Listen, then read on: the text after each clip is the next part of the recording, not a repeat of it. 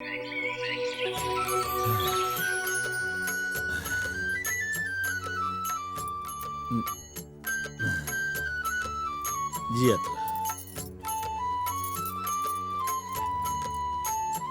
रह। पता न लोग कैसे कहलन कि बेटा के जवान होते माई बाप के कष्ट दूर हो जाला। अब हमरा के ठीक से सुतहू ना देबलो का? ए बबुआ, जवानी नींद में गवावे खातिर ना होला, बाप मेहनत मशक्कत करे खातिर होला। बाकी तोहरा बतौला से का फायदा? तोहरा पर तो कोनो असर होई ना। जैसे भैंस के आगे बीन बजाए भैंस बैठ पगुराए।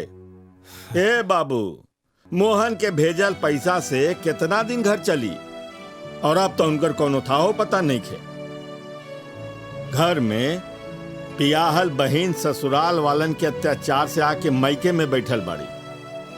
छोटकी बहन के बियाहो करावे के बाद अरे कुछ तो शर्म करा। हाथ गोड़ तोड़ के कब तक बैठल रह बा? समझत काहे नहीं खा? माई अकेहू के आंसू और दर्द के असर त तहरा ऊपर होखे वाला नहीं खे। ए माई, तनी प्योर दूध में अदरक डाल के कड़क चाय बनाओ तो। अरे भाई बाबूजी के भाषण सुन के तो माथा फटता रे बाप। उफ। ए अदरक के चाय पिए वाला बाबू, सुना, एक घर में रहे के बा त तनी देह चलावा और रोकड़ा कमावा। ये हरि प्रसाद के धर्मशाला नहीं खे। रउआ ठीक कहत हूँ, हैं? ब्रिज बिहारी सही कहत हूँ। और राजा बदे एक जगह हम नौकरी के बात करके आए थे। बैठा। एक मिनट रुका, कार्डवा कहाँ गई? ई पकड़ा, यहाँ जाया, कंपनी के मैनेजर से बात किया, काम हो जाई। और सुना, ई मौका चुके जिन। सराफत चाचा, बोला बेटा। ये लंबा रास्ता छोड़ा, कोनो शॉर्टकट रास्ता बताओ करोड़पति बने के। ने सुन चाचा, अगर तुहरा भेरी कोनो रास्ता निखे तो हमसे कहा, हम बताई। बका हमरा खातिर ऐसा लड़की देखा कि दहेज में लाखों रुपया नगद दे, फ्रिज, वॉशिंग मशीन, नया मॉडल के कार, साथ में जनरेटरों ले आवे, तब देख खेला। सुना, हाँ? ख्याली पुलाव पकावल छोड़ दे। ऐसन कौनो मूर्ख बाप न हुई जो तोरे संगे बिया करके अपन कर्म खूटी। अरे चाचा, ये हिंदुस्तान जैसन महान देश में कौनो तो लड़की होई बहुत सुंदर, पढ़ल लिखल, बहुत पैसा वाली, आ ऊपर वाला जब पैदा कैले बाड़े त धरती पर हमरा खातिर कौनो न कौनो परी जरूर भेजले हुई है।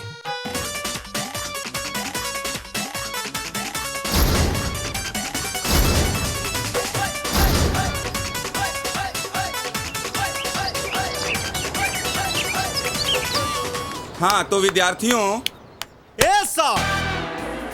आप खाली विद्यार्थियों को संबोधित करते हैं, आई कुंवार बचियन को कुछ बोलते ही नहीं है, ऊपर से रस का पढ़ाई करते हैं। अरे मूर्खाधिराजों, तुम्हें उभयलिंगी शब्दों का ज्ञान है कि नहीं?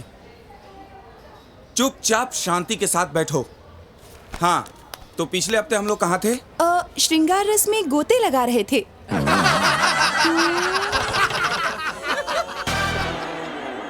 श्रृंगार रस 9 रसों में सबसे महत्वपूर्ण है श्रृंगार रस। श्रृंगार रस और नारी का चोली दामन का साथ होता है। क्या समझे आप लोग? हाँ हाँ सर, समझ गए। हाँ बोलो, क्या समझे? सर, हम तो खाली चोलिए समझे हैं।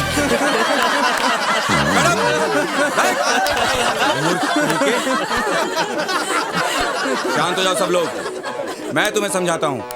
एक कुमलांगी नारी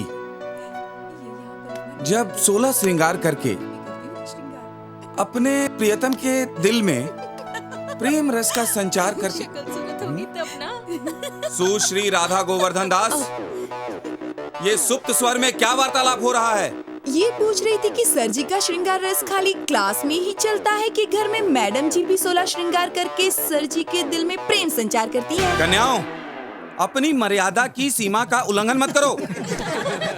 तुम अगर सेठ गोवर्धन दास की बेटी नहीं होती तो अभी इसी वक्त तुम्हें कॉलेज से बाहर करवा देता। अभी अविलंब तुम दोनों कक्षा से बाहर जाओ। यहाँ श्रृंगार रस में विभत्स रस मत घोलो। चलो जाओ। ए सर, आपने 2 को बोला निकलने के लिए, 4 को निकल गई सर जी। अरे हाँ चला, तुम ठीक है बोला। गुरुजी हम होंगे कुछ पूछे क्या हो? जाओ जाकर राधा गोवर्धन दास से पूछो। ना ना सर, ये आपका शेष है, आपसे पूछेगा सर। सर मुझे भी पूछना है। तुम भी जाओ, निकलो। अरे जो सर साला जा सब ठीक है गुरुजी। मूर्ख कहीं के, श्रृंगार रस में विभत्स रस घोलने पर तुले हैं सब के सब। सर 1 मिनट हमारी बात सुनिए। एगो कहावत कहल बा कि कतनो करबा जादू टोना बबुआ रही है वही कोना। अरे वह झूठो के समय अपन बर्बाद के लिए बनी। हम ना पढ़ब, हम जात नहीं इधर ही किताब रुआ काम में आई जाई। अरे चलो सर। अरे कक्षा पूरा नहीं हुआ अभी। अरे बाप रे बाप, प्रोफेसर बटुकनाथ से जान छूटल। उनकर श्रृंगार रस सुनत सुनत तो जैसे कान जाम हो गई। घर में मेहरारू घास न डालत हुई और यहाँ लेक्चर दे दे के ओकर असर देखेलन। अरे देहले लाला से हमरा एगो बात याद आ गई। हमरा भैया के स्कूल में नेत्रहीन लड़किन खातिर चैरिटी शो हो रहल बा। तो अपना बाबूजी से कहे के डोनेशन दिलवा दा ना। डोनेशन? और हमार बाबूजी वो चमड़ी दे दिया लेकिन दमड़ी ना। ए मर्दे, ये तो एकदम हीरोइन लागत है। मर्दे जानत नहीं खेगा, गोवर्धन के बेटी बा, हीरोइन तो लगबे करी। ओम श्री लक्ष्मीयाय नमः। ओम श्री लक्ष्मीयाय नमः। हे धन के देवी लक्ष्मी मैया, इस सलानाज के चोर बाजारी में कम से कम हमरा 10 लाख के फायदा हो गई तो 10 ग्राम लड्डू तो जरूर से जरूर चढ़ाई। जय हो मैया। ए मैया, कम से कम एक अगरबत्ती 15 दिन ना चलत तो का चलत? खाम खा लोग एक साथे 10-10 अगरबत्ती जरा के अपने धन के बर्बादी करेलन। झूठ बोले कुकुर काटे मालिक, लक्ष्मी जी आई। लक्ष्मी जी, जय हो माई, जय हो माई। लक्ष्मी जी राउर स्वागत बा माई, राउर स्वागत बा। हम धन हो गए दी माई, हमार तो भाग खुल गई बा। मुंशी जी पकड़ा। सत डंडोत माई, सत डंडोत बा। आई।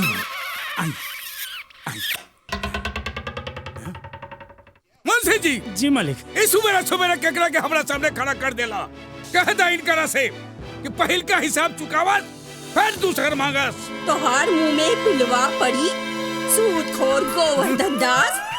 हम हिसाब चुकावे खातिर आइल बानी तोहरा दुआरी। हैला सूद सहित पैसा। हमार नाम लक्ष्मी है, लौटाओ हमार गहना। हाँ ठीक बा, तू बाहर बैठा, हम तोहर गहना लेके आवत बानी। जय हो लक्ष्मी मैया।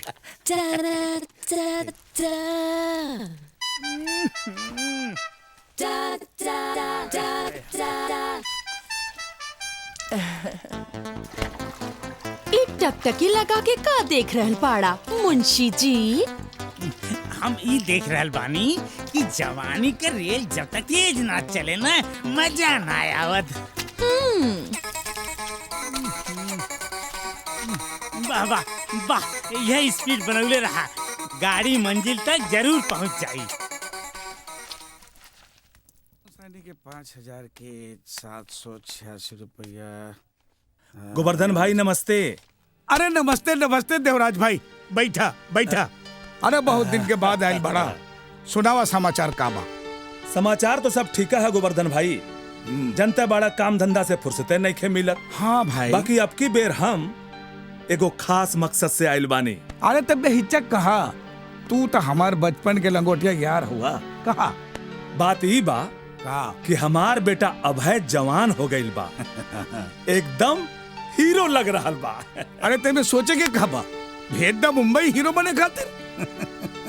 गोवर्धन भाई तो बुझला नहीं, हम ओके मुंबई के हीरो ना, अच्छा तो हार बेटी राधा के हीरो बनावल। देवराज, तुहार हिम्मत कैसे भइल हमरे बेटी के बारे में बात करे के? अरे तू अपन औकात भुला गईले?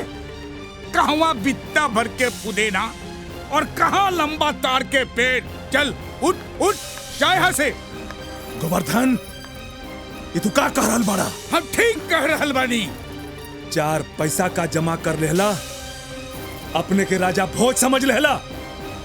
हम त जाता नहीं, बाकी तुम्हारी शब्द हम याद रखब जेबा से। हैं? चल बाबूजी आई बैठी। बाबूजी रहुआ अपन बात दूसरे तरीका से भी कह सकत रही ना। इतना पुराना दोस्त घर आयल रहन, बेइज्जती करे की का जरूरत रहे। देखा बेटी, हमरा असली नकली के खूब पहचान बा। हम ऐसा एक खातिर कहनी कि फिर कबू केहू ऐसा बात करे के हिम्मत ना करे। अरे बेटी, हम तोरे खातिर ऐसा दौलतमंद घर खोजब जौना घर में दौलत धान और गेहूं के नियर पसारल जात होके। हाँ बाबूजी, आदमी लोग तो बहुत कुछ सोचेला, पर होला वही जौन उनके नसीब में लिखल बा। अरे बेटी, तोहार किस्मत तोहार बाबूजी लिखियन, बाबूजी। लात से मारी ऐसा काम के सरवा। का हो काम भइल हा? का कही यार, बात तो बनले बनल रहे, लेकिन हम ही बिगाड़ के चले नहीं है। आई मैंने जरवा तक खानदानी बदतमीज लागत रे। ऐसा आदमी के तो हम हरवाहो ना रखी। बहन का जब नौकरी करे के ना रहे तो काहे आयल रहा? अरे भाई, सराफतो चाचा के बात रखल जरूरी रहे ना। एक काम कर, हाई गड़िया से हमके घर तक छोड़वा देना। देखा भाई, यारी दोस्ती आपन जगह और नौकरी आपन जगह। अच्छा। हमरे साहब के पता चल जाई तो हमारी नौकरी चल जाई। ते तो दोस्ती के नाम पर कलंक बड़े रे। एगो मामूली सा बात पर चिन्हा गईले। प्रभु जी, पैदल चल जाइब हम। राजा कहा नौकरी गई भाड़ में। कन्नू जी भैया, एगो काम करा, भाई के घरे छोड़ के आवा। ठीक बा। ई भइल ना बात। चला।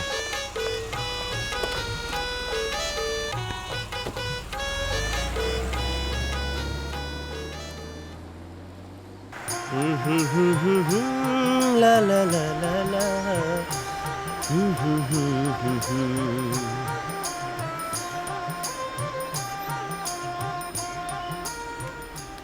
साहब जी, हमनी के गाड़ी खराब हो गई बा और यहाँ के हमार मालिक हमन सेठ गोवर्धन दास। थोड़ा दूर तक लिफ्ट मिल जाए तो बड़ी कृपा हुई।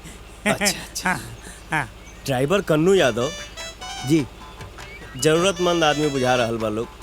बैठा लो। अच्छा आई आई आइए। आई सेठ जी, बैठ जाइए।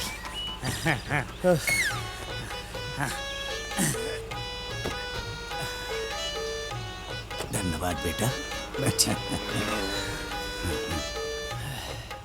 चल, दुनिया कहां से कहां चल गई, लेकिन इंडिया उहे के उहे बा। हाँ, एक चीज हमरा बहुत पसंद बा, यहाँ के संस्कार। हिंदुस्तानी लोग अपना से कम औकात वाला के भी साथे बैठावे उठावे में भेदभाव ना करस। लागत है बहुत लंबा चौड़ा कारोबार बनाओ, बहुत तरक्की के लिए बना। हाँ, अब कारोबार के लंबाई चौड़ाई नापे के हमरा कहाँ टाइम बा। आज लंदन, काल मलेशिया, परसों दुबई, नरसों जापान। अच्छा। लाखों नौकर चाकर लोग कारोबार के संभालेला। बस आ गई नीजा। अरे रुको नहीं। चल रुआ, टेंशन मत ली, आपके घर तक हम छोड़ब। चलिए, एकदम निश्चिंत बैठिए। हमरा रुआ से मिल के बड़ा खुशी भाई। इतना बड़ आदमी होके भी इतना शराफत, कितना खुशी के बात बा। रउए साथ रुए कार में बैठ के हमारी इज्जत बढ़ गई। अरे ऐसा कोनो बात नहीं है। रोकी बस आगे हमार घर आ गई। एहो भाग हमार यदि रउआ हमरा यहाँ चाय नाश्ता करके देती। रउआ घरे तो मिनरल वाटर हो ही नहीं। उका बाकी हम मिनरल वाटर से ही बनल चाय पिहिला, काहे कि सादा पानी हमरा हेल्थ के सूट ना करे। मिनरल वाटर की चाय सब लक्ष्मी मैया के कृपा बा। ई कोनो ऊंचा पेड़ के फल बुझाता, तब तो ये रसगुल्ला भी छील के खात होगी। एके से बढ़िया दामाद टीवी अखबार वाला भी ना खोज के दे सकास। अब ही मलाह जाल लेके खड़ा बा, अब मछली फंसे खातिर तड़फड़ा रहल बा। कुछ कहानी है का? ना मुंशी जी। जी मालिक। गोदाम में से 10 कार्टून मिनरल वाटर निकलवा ले। ठीक बा। काहे कि सूते से पहले जबले मिनरल वाटर से पैर ना धो लीला तब तक हमारा नींदे ना आवे। ये तो बहुत अच्छा बात बा।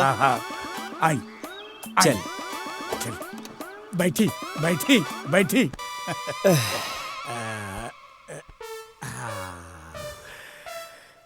माफी चाहता नहीं, हमरा और नाम पूछ सकीला? काहे नहीं, नाम जानल तो सबसे जरूरी है। पुलिस वाले भी सबसे पहले चोर से होकर नामे जानेला। लोग हमके राजा दिग्विजय सिंह के नाम से जानेला, लेकिन रउआ हमके प्यार से राजा भी कह सकता नहीं। सास तो ये है कि हम हो कोनो लुच्चा लफंगा माए बाप के औलाद ना है। हमरो यहाँ पानी में ना घी में दाल पकावे के खानदानी परंपरा सैकड़ों साल से चला ला रहल बा। बस 2 दिन दाल बनेला मन। हम घर के ना धर्मशाला के बात बतिया रहल बानी। सेठ जी के तरफ से गरीबन के हर 15 दिन में भोज खियावल जा रहा है। गुड। जैसे कामाख्या माई के मंदिर में भक्तन खाती हमार नॉन स्टॉप फ्री लंगर चलेला।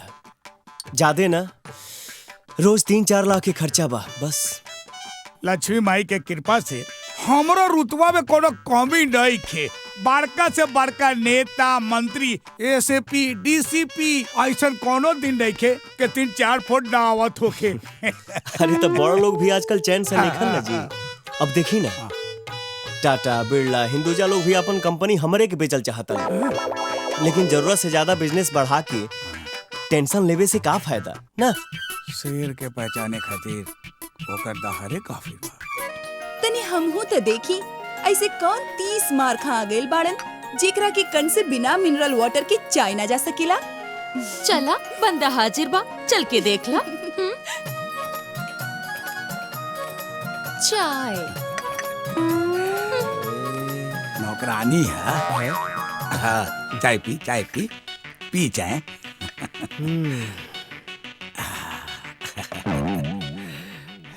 एक बार ना अमृत लेखा लगा था महाराज। ये हमारी बेटी है।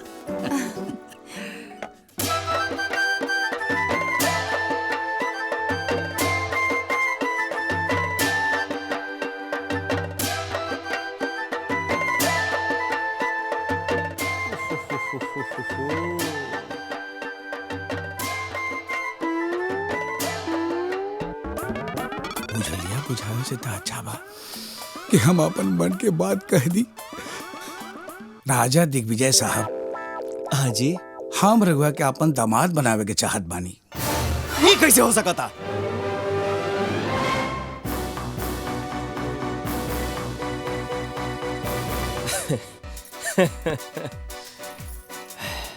इस मैटर में राधा के भी राय तब जरूरी बा।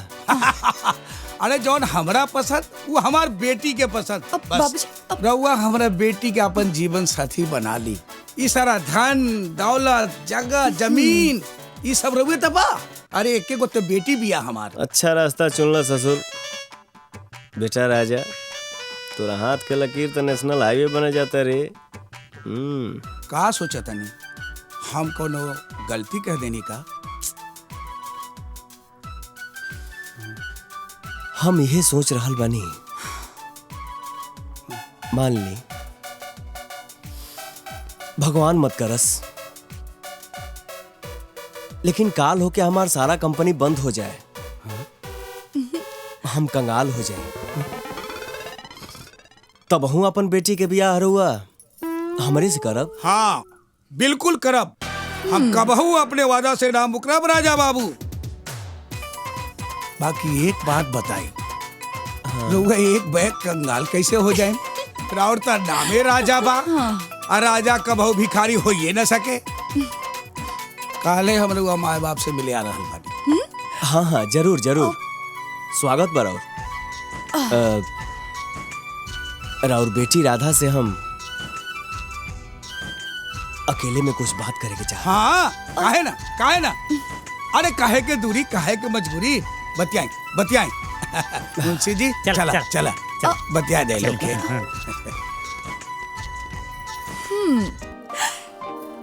हाँ तो राजा जी तू इतना बड़ा आदमी बाड़ा ये तो हमरा के पता ही नहीं खे। अब तो तहार बाबू हमारा घर से घूम के आई हैं तबे पता चली। सुना हाँ?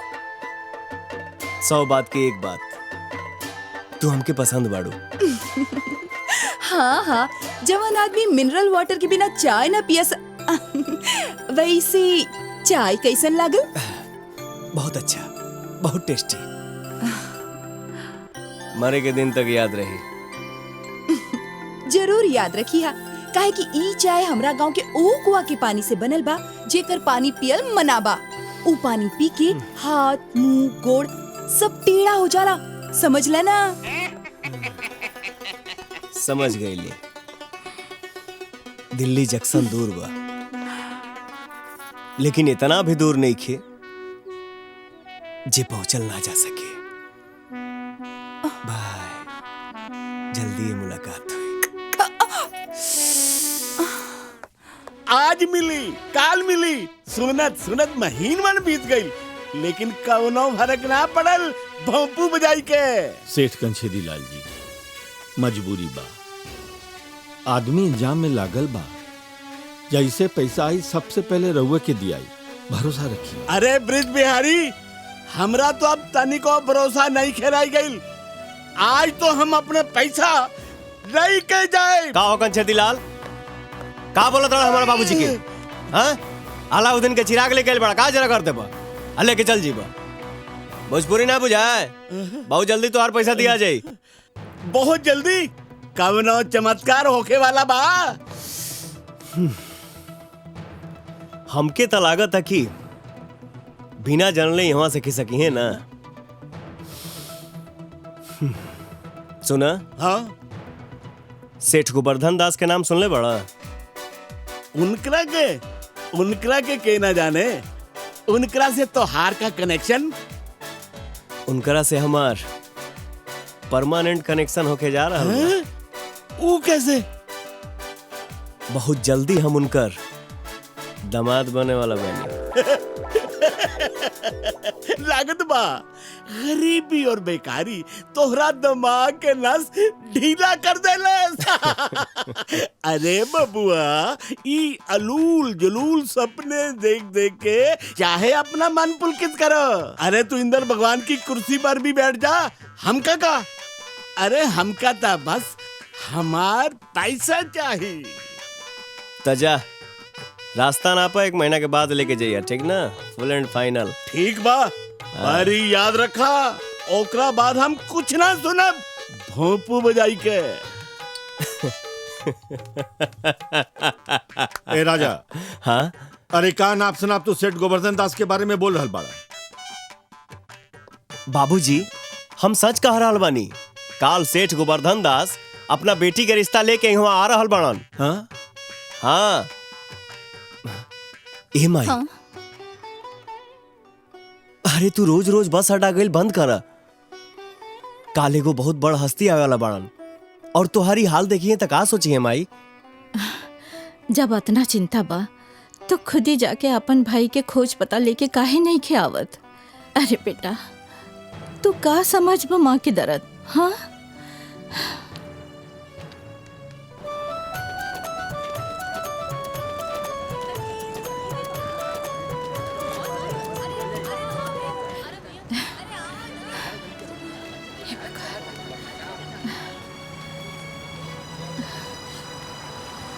सुना सुना बहनी, ये हमार बड़का बेटा मोहन के फोटो है।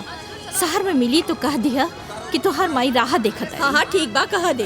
ए भैया, बचवा, अरे तनी हमरी बात सुना बेटा। रामाशंकर, तू तो शहर जाता रहा, तनी हमार मोहन के पता खबर ले आवा। तोहर बड़ी मेहरबानी हुई बेटा, तोहर बड़ी मेहरबानी हुई। ई रहा होकर पता जरूर खोजी है बेटा, जरूर खोजी है। अरे चाची, हम तो खाली 2 दिन खातिर जा रहल बानी, हमरा इतना टाइम कहाँ मिली कि हम ओकर पता लगाई। वैसे हूँ 2 दिन में हमरा बहुत काम करे के बा। ना बचवा, अरे ओकर राह देखत देखत तो हमार आँख पथरा गईल। ना जाने ई जिंदगी में ओसे मुलाकात होई कि नहीं। ठीक है चाची, हम ओकर पता लगावे के पूरा कोशिश करब। जियत रह बेटा, जियत रह।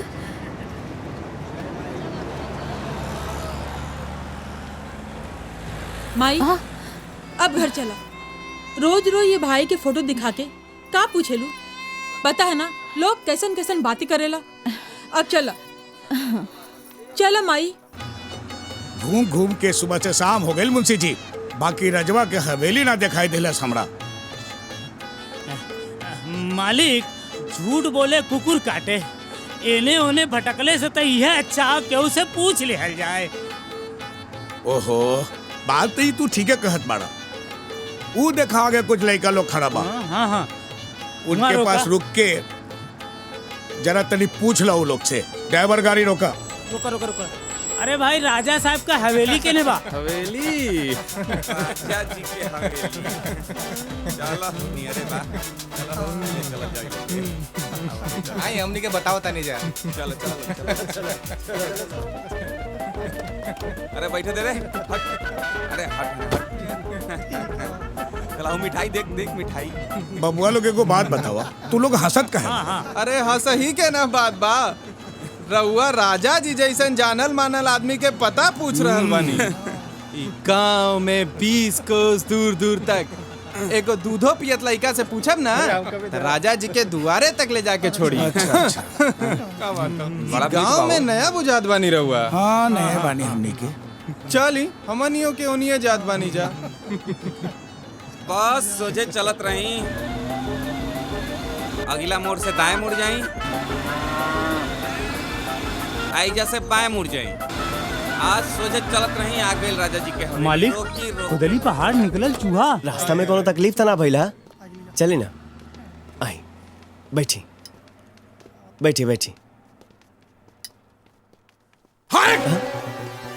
धोखेबाज, गद्दार कहीं के।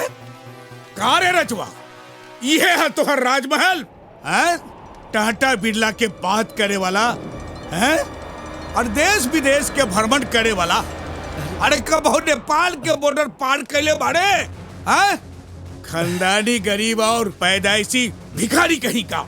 राजा, ये सब का हो रहा बा? काहे तू हमारी इज्जत नीलाम करे पर तू लल बाड़ा? गोवर्धन बाबू, हम आपके हाथ जोड़त हैं। रउआ जाए एजा से। हमनी के बहुत गरीब आदमी नहीं जा। काल तक खूब हाकत रहा कि तू दिवालिया हो जी। बता बहुआ अपना बेटी के हाथ तोहरे हाथ में देहब। का भाई, इक्के दिन में हवा निकल गईल। तू हो एक ही रात में राजा से फकीर कैसे हो गई ला? एक बैग इनकम टैक्स के छापा पड़ गई का? वादा से मुकरा मत। मर्द के जबान एक होके के चाहिए। हम तोरा से वादा के लिए रही कि तोहर दामाद बनब तब बनब। अरे तोहरा कहता हम अपन बेटी का। अरे हम अपन नौकरानी फुलमतिया कभी ना दे।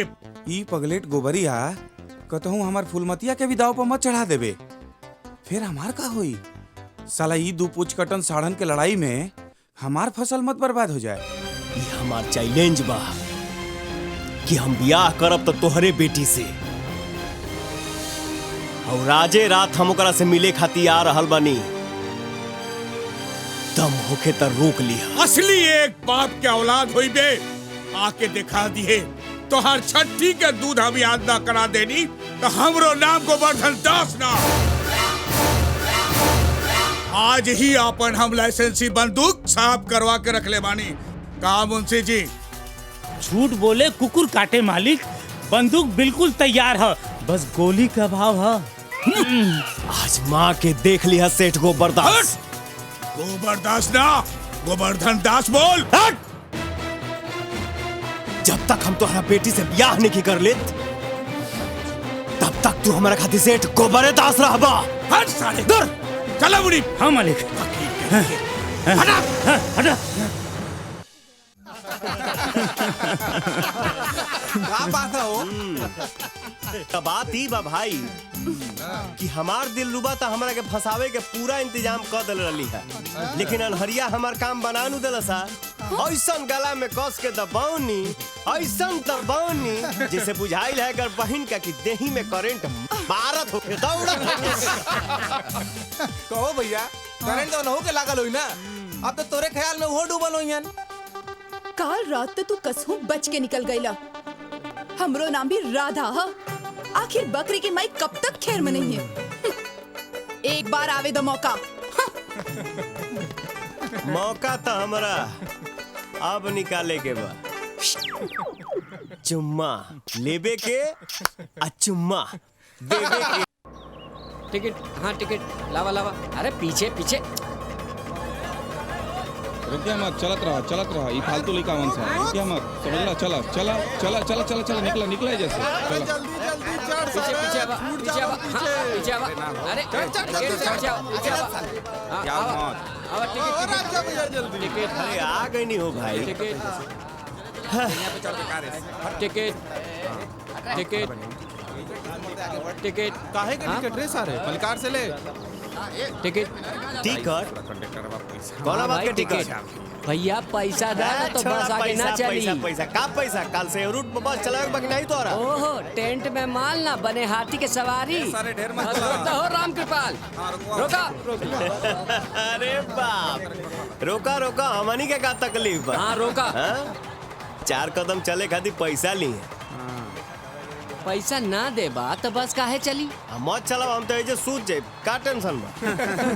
चला उतरा लोग, चला चला। अरे अरे एक मिनट देर हो रहा बा। रवा बस चलाई, ए लोग के किराया हम दे देता नहीं। ठीक बा मैडम, चला हो राम कृपाल, पैसा मिल गई, चला।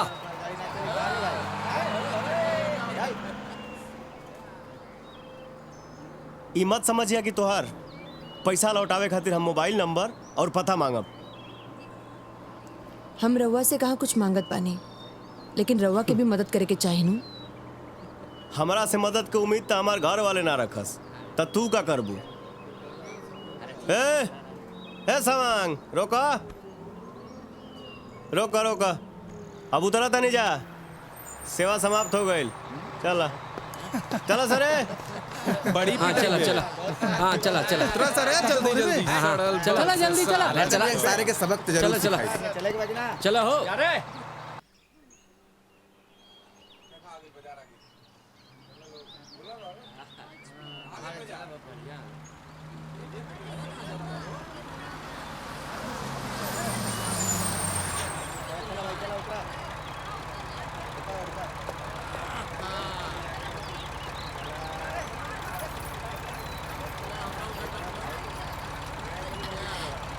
रमाशंकर, कुछ पता चलल बेटा? हाँ चाची, हम तोहार दिल पता पर ओइजा गइल तरह ही, लेकिन ओइजा ताला लटकल रहे। कहवा चल गई हमार बेटा?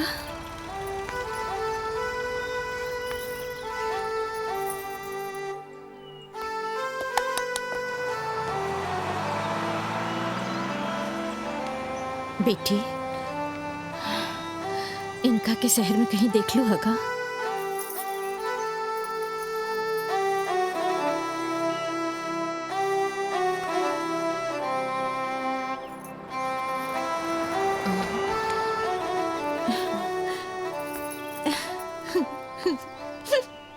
बाबूजी, अपन तबीयत के ख्याल रखे के बा।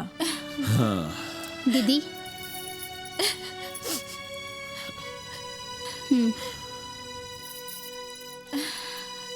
माई,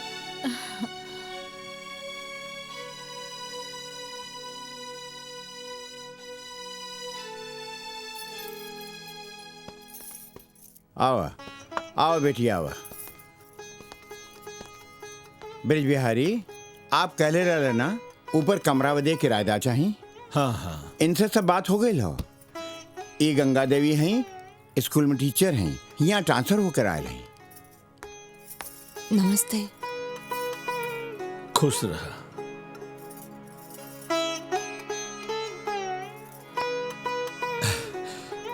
पायल जी। ले जा इनकरा के ऊपर सब कुछ दिखा दे, और जौना चीज की जरूरत हो ओकर इंतजाम कर दिया। जी बाबूजी। धन्यवाद। खुश रह।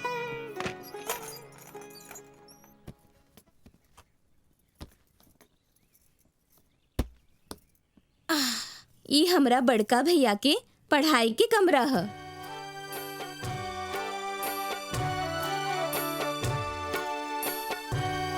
जब से भैया शहर गए बाड़न तब से ये कमरा बंद पड़ल बा।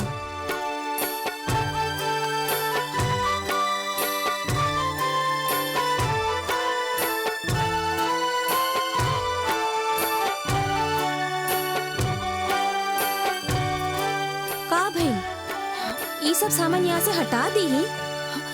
ना ना, जवन चीज जैसे बा वैसे ही रह दी। एके अब अपन घर समझो और जौन चीज की जरूरत पड़ी जरूर बताई हो सकता कि रउआ के आ जाए से ये उदास घर में कुछ रौनक आ जाए।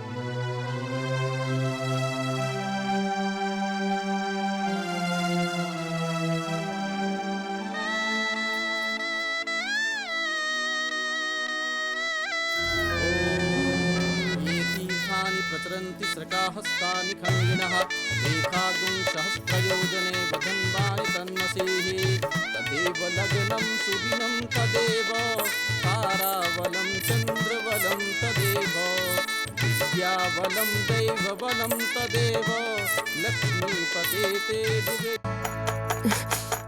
गंगा जी, गंगा जी,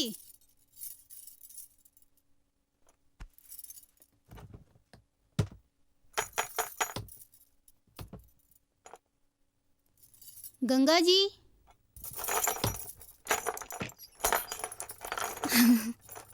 रउआ थक गई हुई ही, चल के खाना खाए ले ही फिर आराम करी। रवा चले, हम आवत बानी। तनी धूप बत्ती दिखा ले। ठीक बा।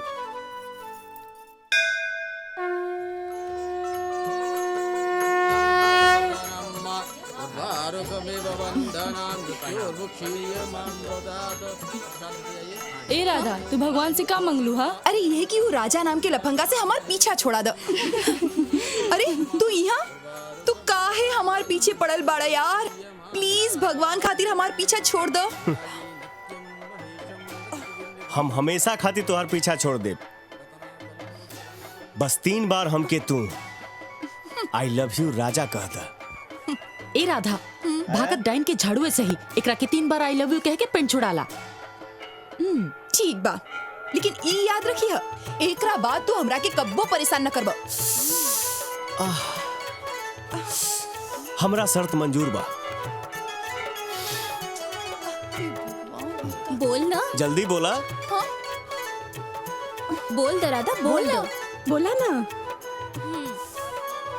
I love you Raja. I love you Raja. I love you राजा। आज से हमार तुहार रास्ता अलग।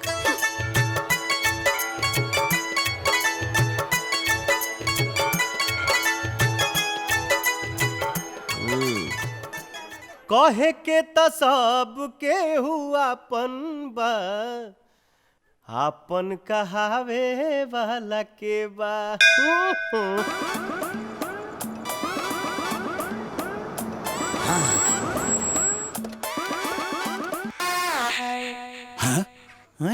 मुंशी जी, हाँ, ई सरवाई लोग के साथ में कैसे? कौआ के भगावा तक कौआ भी अपन बेइज्जती याद रखेला। ई साला कौओ से भी गेल गुजरल बा। सारा खेल गुड़ गोबर न बना देवे सरवा। मालिक, जैसन वाटर प्रूफ जूता और फायर प्रूफ ईटा वैसे ही बेइज्जत प्रूफ आदमी हो। के आवत दही। प्रणाम। आई आई आई चली चली चली। चले।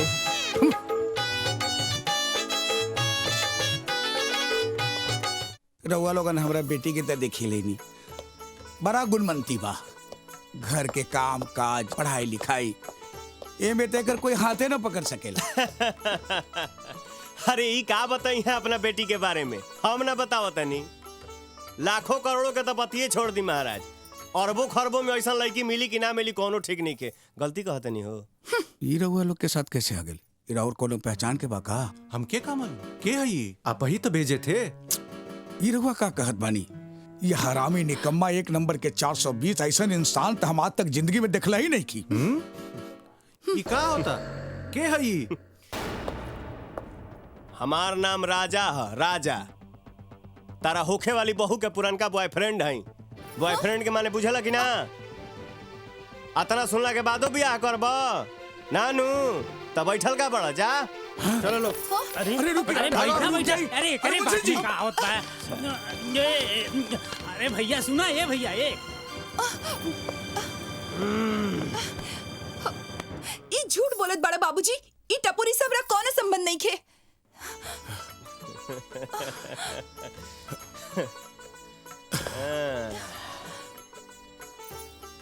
आखिर हमरा तोरा से का दुश्मनी बा?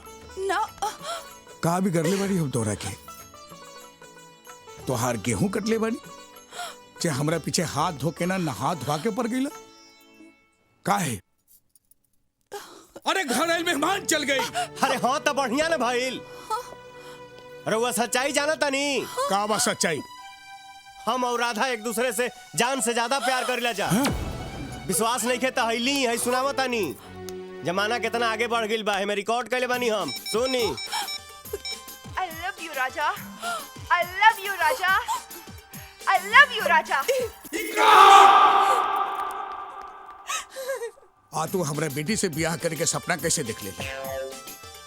गोवर्धन दास की बेटी से? चल भाग यहाँ से, चल भाग यहाँ से। खरा खरा मुंह का देखत बारे। चल जो न तो मार मार के बुखार उतार दे। चल। बहुत बेइज्जती कर रहे हो यार। भाग भाग। कंछेदी लाल जी, अब कर्जा उतारे के तो हमरा एक के उपाय बुझाता कि शिव मंदिर के पास वाला जमीन रउआ ले ली ही, हमरा कर्जा से मुक्ति मिल जाए। अरे हम व्यापारी आदमी ऊ बंजर जमीन लेके का करब? अरे बंजर जमीन और बांझ औरत से केहू के सुख ना मिली। हाँ। और एक बात कान के ढक्कन खोलकर सुना, हम एक हफ्ते का टाइम देते हैं, वरना हम अपना हिसाब से कार्रवाई करब भोंपू बजाई के। हाँ।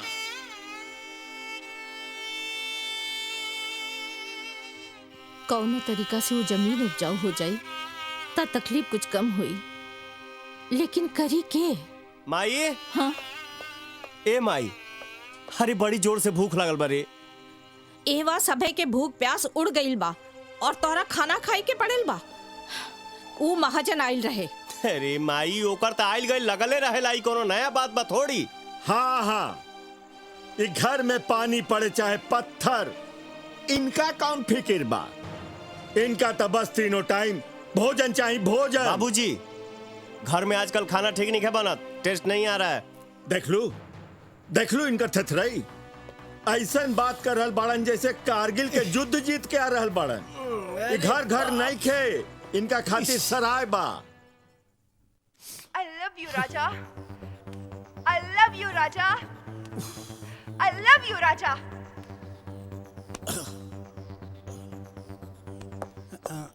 प्रणाम चाचा जी। गोवर्धन भाई, तू हमरा के भले बेशरम समझा, लेकिन हम हमेशा तुहार भलाई चाहिए। ये हम जाना तानी कि तू हमरा के बैठे के भी ना कहबा। बैठ जा बेटा। जी जी।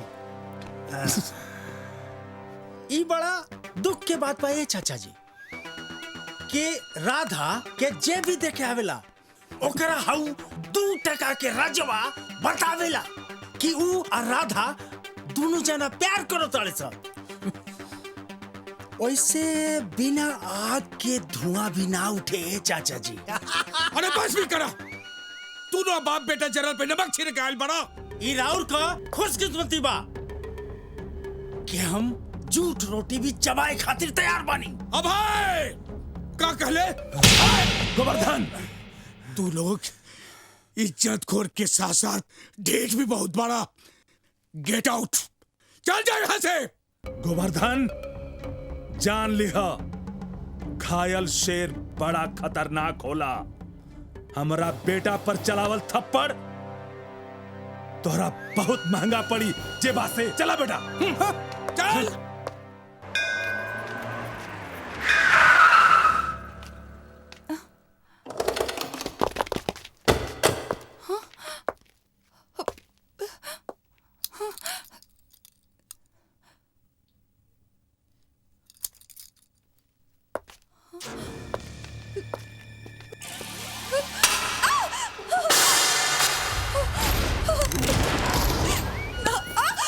जब से तुहार बाप हमनी के बेइज्जत करले बाड़न, ओ दिन से हमार खून खोल रहल बा।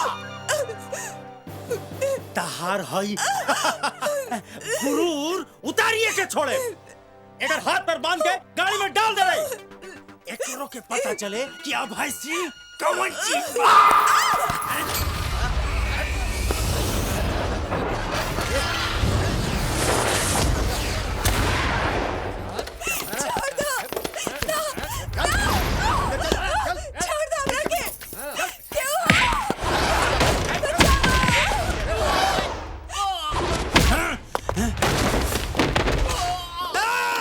मार साले के।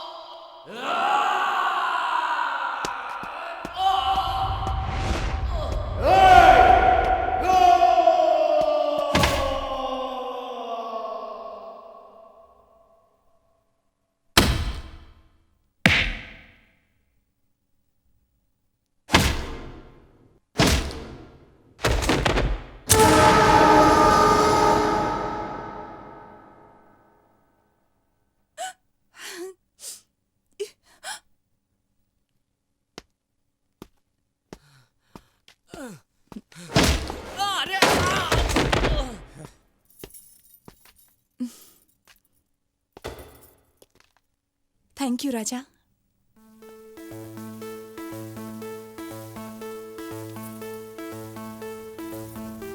तोरा माई का लाइकी आवर तोरा बहन का हम सपना का देखता नहीं हरे। चलो लो खेत पर काम करे के बा। हाँ हाँ वो तो ठीक बा, लेकिन अभी तक पिछलका पैसा ना मिलल ह। पहले पैसा दा तब काम होई। बस अब की बेरा संभार दा लोग, अगला पिछला सब हिसाब चुकता हो जाए। तनी हमनी की मजबूरी समझे की कोशिश करा लोग, हमनी के बेईमान ना है जा। ता हमनियों के बेवकूफ नहीं खी जा। पहले पैसा दा तब काम होई। चला भाई, चला जा लोग। ए भोला, दूसरे के आश्रय पर ऐसे काम ना हुई। बाबूजी, भगवान ने दुदू को हाथ देले बड़न। हम सब आपन मेहनत से ऊ जमीन के खेती के लायक बनाएब। दीदी ठीक कहत बानी, भले ही टाइम लगे लेकिन वो जमीन पे फसल जरूर लहलाई। बेटी बाकी तू लोग काम करबू तब लोग का कही है? लोग ऐसे भी कहाँ चुप रहे बाबूजी। लोग के कहला से कुछ ना हुई। हाथ पर चलावे से किस्मत बदली।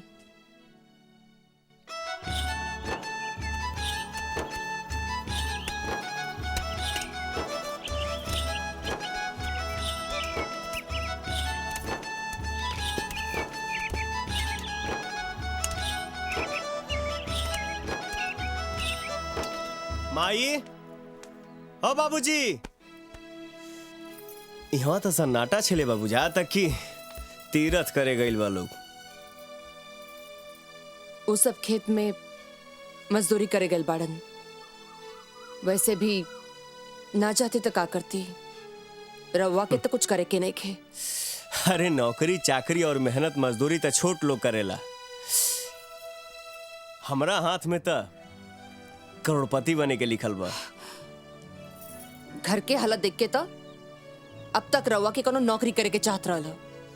वहाँ खेत में माई बहिन पसीना बारहल बाड़ी और रवा पर चिकन घैला जैसन कोनो असर नहीं खे। तू हऊ हमके नसीहत देवे वाली।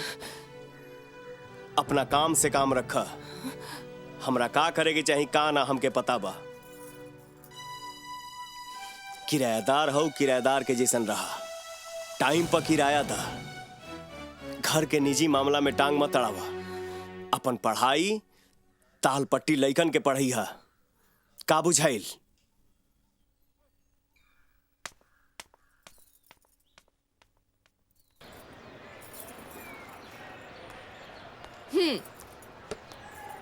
तो बच्चों, सूरज हर रोज उगता है। ये जितना सच है उतना ही सच है कि मेहनत का फल हमेशा मीठा होता है।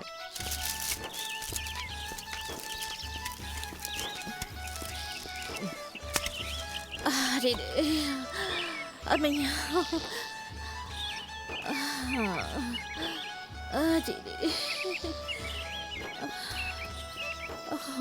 अरे तू लोग बैठल काहे बाड़ू? काम करा ना, अब ना हुई। अच्छा ठीक बात, जाए दा। आज के काम खत्म, चलो लोग घरे चलो। आवा, चलो चल बेटी चल। चला चल।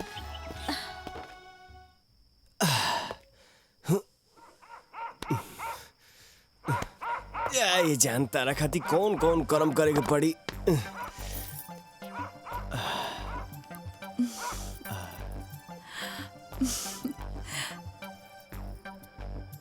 जन्मदिन मुबारक हो राधा।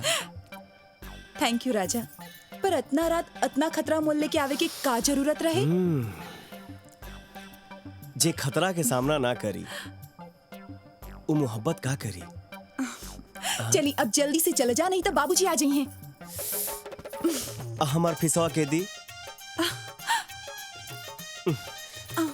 एगो चुम्मा दाना। बे ऐसे दुखी करबू? ए ए ए रुक रुक रुक रुक। राधा, ए राधा, सब ठीक बा ना बेटी? ए सरकारी सड़क के अब वहीं आवे के रहे का रे? राधा, चलो अब जल्दी से जाइए। एगो और लेप तबे जाई। राधा बेटी। अरे साला भाग रे। राधा, राधा बेटी, यहाँ कोई आई रहला का? केहू नहीं खे बाबूजी। हाँ, हमरा बुझाइल सही कुछ। अच्छा ठीक बा ठीक बा। सुत रहा, हाँ। सुत रहा।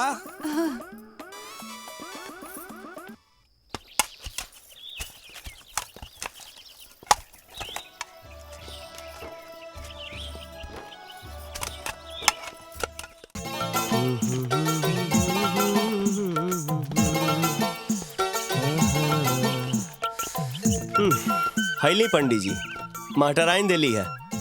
ठीक बा। ए बउआ का लीलार तो बहुत चमका था। चतुर्वेदी जी, हाँ तनी हमरो हथवा देखी था, करोड़पति बने में कितना दिन रह गइल बा बताई। बबुआ समय तो बड़ा नजदीक आ गया बा। अच्छा, मगर बिना कुछ कैले रुआ कुछ ना होखी। एकरा खातिर रुआ कुछ करे के पड़ी। जरूर कहिए बाबा, रुआ बताई ना। करे के रुआ के यह पड़ी कि यहाँ से 2 किलोमीटर दूर पूरब की ओर एगो बंजर जमीन के 5 दिन तक 2 फीट तक गहरा कर दे हबनू तब बड़का खजाना मिली। चक्रम चतुर्वेदी जी, रउआ मुंह में चीनी के बोरा है बाबा। हो सकता है खेतवा कहीं हमारे मत होके। हईली मिठाई खाई बा घर हूँ ले जाई। चला सरे, चला सुखी रहा, सुखी रहा।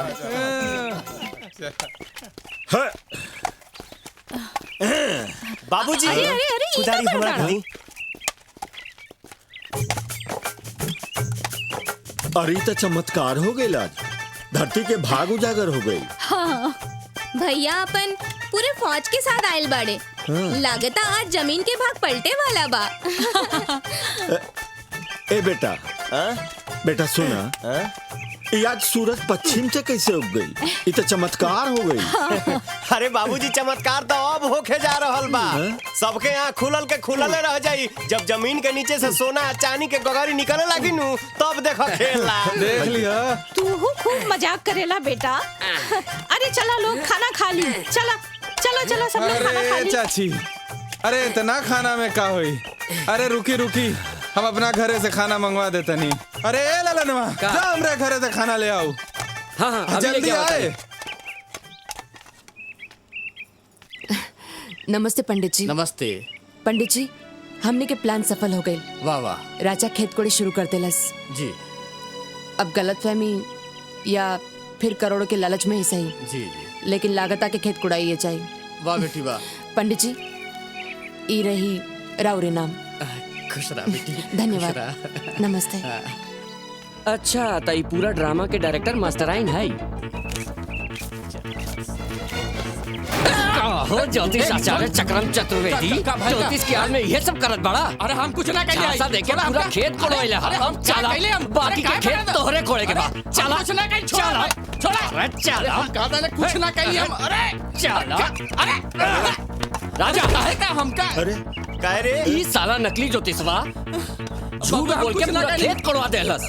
राजा बाबू, हम कुछ ना कहनी है। ई सबू मास्टराइन के चाल हम सही कहत हई। हम अपन आंखी से देख के आ रहल कुछ ना कहनी राजा बाबू। वो एकरा के पैसा देत रही। अरे हम कुछ ना कहनी, हम कहत नहीं। ना ना राजा ना।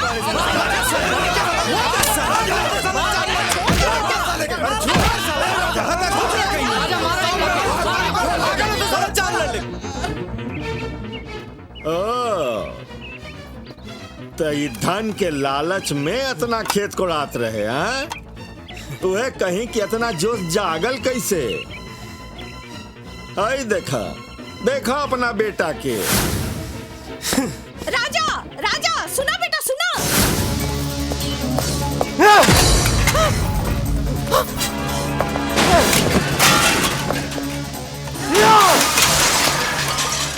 रवाई का करता जवन हमरा बहुत पहले कर देवे के चाही।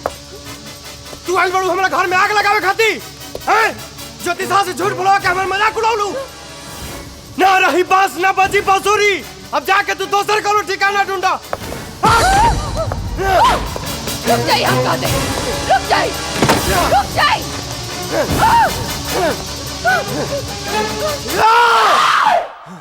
रुक जाइए, रुक जाइए, हम कहते हैं रुक जाइए। सब सामान तो फेंक देनी रहुआ। अभी कलश से फेंक दी कलश। हम कुछ ना बोला, कुछ ना बोला हम। लेकिन फेंके से पहले ये जरूर जान ली कि कलश में बाका राउर भैया का अस्थि, राउर भैया का अस्थि, राउर भैया का अस्थि, राउर भैया का अस्थि, राउर भैया का अस्थि।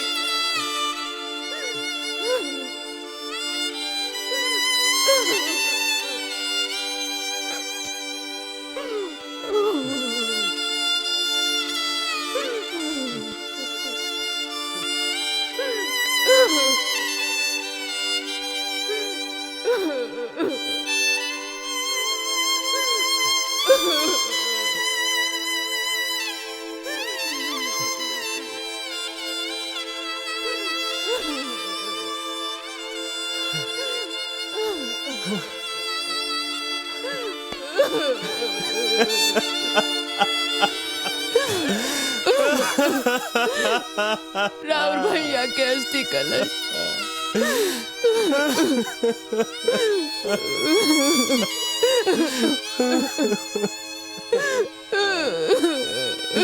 ए भाभी, हमके माफ कर दो।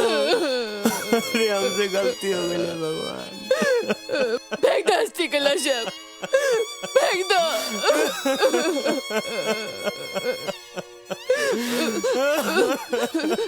ए बबुआ, ए बबुआ, ए बबुआ, सुना, उठा। ना बबुआ, रोआ मत, मत रोआ, मत रोआ। देखा, देखा, अपने आप के संभाला। अब तो के माई बाबूजी के ख्याल रखे के बा, बहनी की शादी करे के बा। मत रोआ बबुआ, मत रोआ, मत रोआ बबुआ, मत रोआ।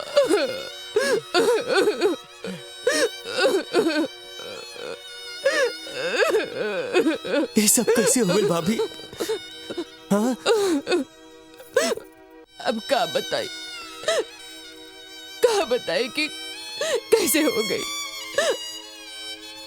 शादी के तुरंत बाद ही हमने के गाँव आवे के मौका ना मिलल। बाद में हमने के गाँव आवे के पूरा तैयारी भइल रहे, लेकिन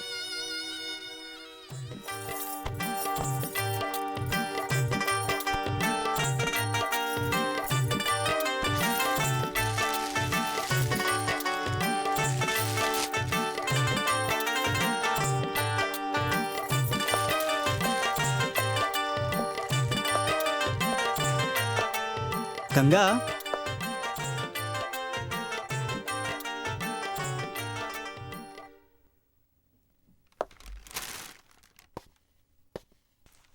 का भइल गंगा? का सोचे लगलू?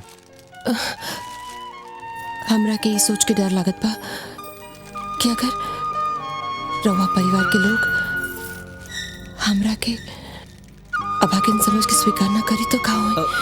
तू चिंता मत करा, हमार परिवार हमनी के मजबूरी जरूर समझी और कोनो रास्ता भी ना रहे। तोहार मामा तो पैसा के लालच में बूढ़ आदमी से तोहार ब्याह करावत रहे। वो तो हम बीच में आ गई, नहीं तो तोहार जिंदगी बर्बाद हो जाती। कहल जाला कि शादी के बाद आदमी के जीवन में परिवर्तन आवेला, और वैसे भी शादी के बाद सब ठीक हो रहल बा। तोहार स्कूल में पक्का नौकरी हो गई। तू बिल्कुल चिंता मत करा, आगे भी सब ठीक होई। ठीक बा? हाँ। ये देखा, माई, बाबूजी, पायल, देवकी और राजा, ये सब देख के कितना खुश हुई हैं। अरे इका का भाई? रवा तो कल रने की राजा बाबू के लाल रंग की टी शर्ट पसंद बा, लेना ही नहीं। हाँ, भुला गई नहीं। चली जाई, जल्दी जाई और लेके आई। इहो कोनो बात होला? तू एक काम करा, ये कुछ सामान सरियावा, हम अभी जाके राजा खातिर एको बढ़िया रेड टी शर्ट लेके आवता नहीं। ठीक बा, लेकिन जल्दी जाई और जल्दी आई। अभी आवता नहीं।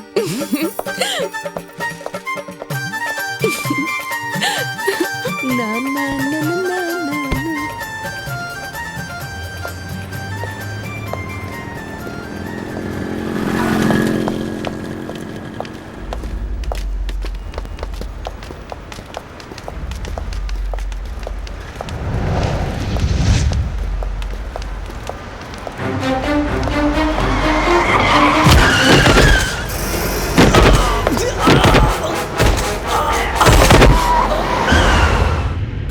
जवन भाई ओकर जिम्मेदार हम बन, कहे के हम ही उनकरा के रवा खातिर ई लाल रंग के टी शर्ट लेके आवे खातिर भेज ले रानी। ये वो टी शर्ट बा जे हमार सुहाग ले गई, हमार सुहाग ले गई।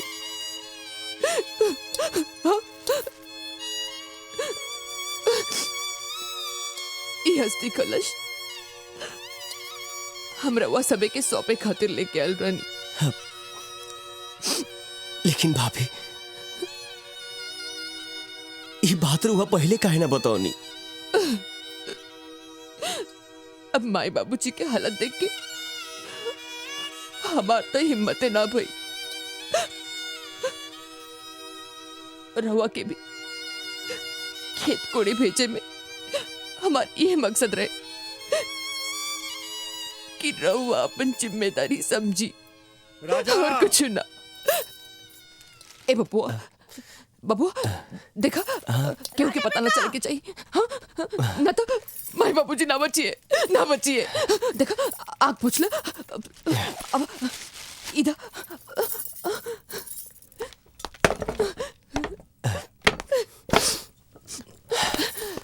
ए राजा राजा अरे हाय देखा राजा सब यही की करतूत हुई। निकम्मा कहीं का एक पैसा कमाए के नहीं खे। जवन 1000 रुपया महीना मिलत बा ये उहो को भी बंद करावल चाहत बा। अरे एकरा का मालूम एह घर का 15 दिन का राशन चलेला 1000 रुपया महीना से। चला चला उठाओ इनका सामान रख भीतर चला। हे भगवान अरे कैसन का पूत हमरा घर में जन्म ले ले बा।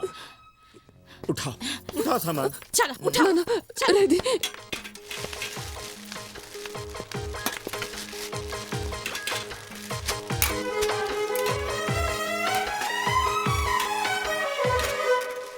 बाबूजी चाय।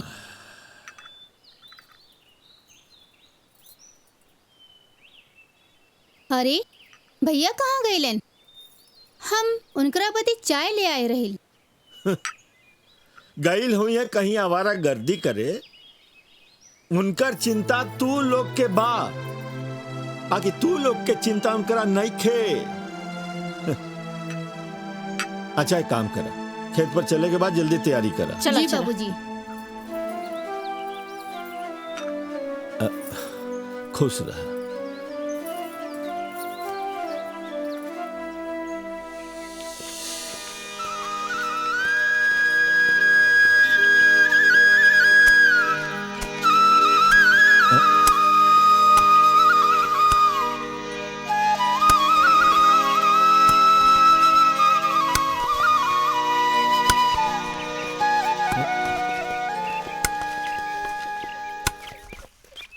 अरे राजा बेटा ए राजा ई का करता रहा?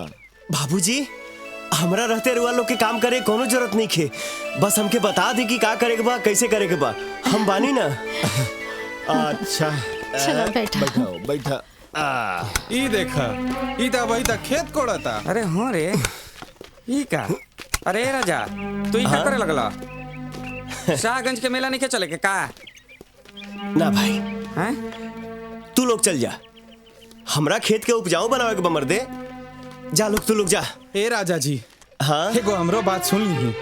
ई हथेली पे दूब उगावे से दूब ना उगेला। भाग पागल। ई जमीन देखत बानी रउआ ए पर कुछो उगाई ना उग सकेला। अरे हमके त बुझाता कि तोहरा पे जादू हो गइल बाबू मास्टर आई के। आज के बाद उनकरा बारे में कुछ मत बोलिया लोग, न तो हमारा से बुरा कोई ना हुई।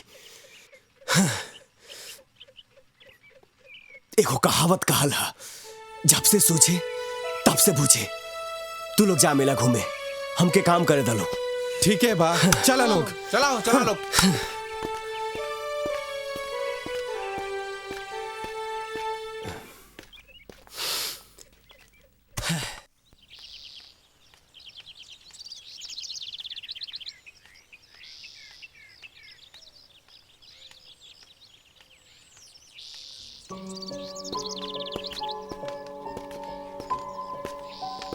अरे मैडम जी हमरे राजा के ऐसा कौन पाठ पढ़ा दिए नहीं है कि हम यारन दोस्तन के छोड़ के उ खेत कोड़े में लग गइल बा।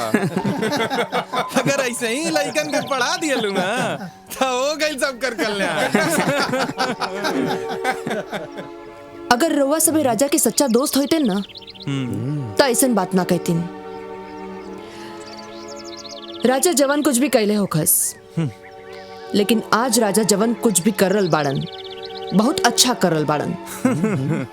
अगर हो सकी तो कुछ सीखी, यही कहल चाहिला।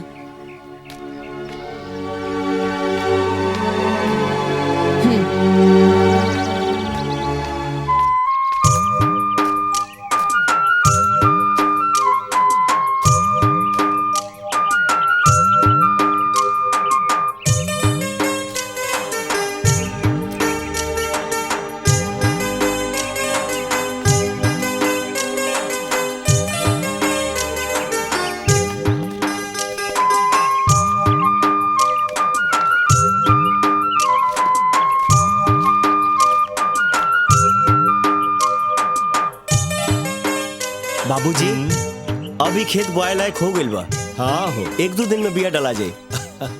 अरे तनिक रुका ब्रिज बिहारी जी, हम महबूब जाई के कहत हैं।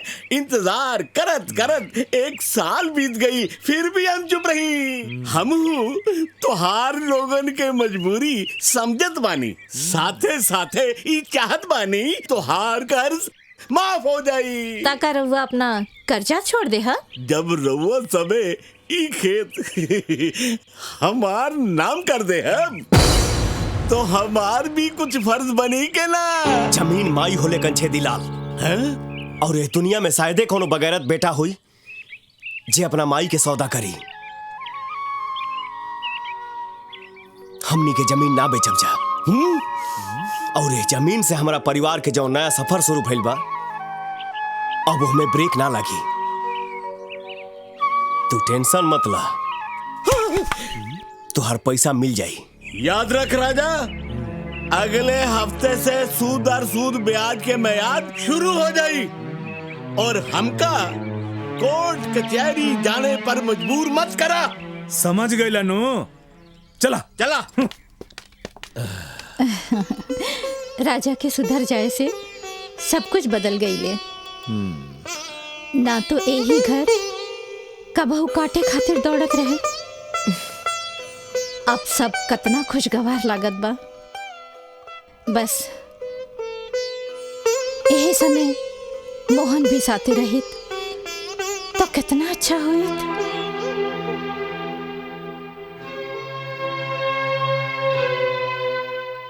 ब्रिज बिहारी, अरे आवा आवा बैठा।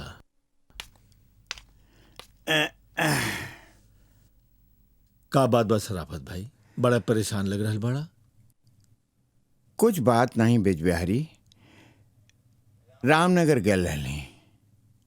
अच्छा, कौनो अच्छी खबर नहीं खे।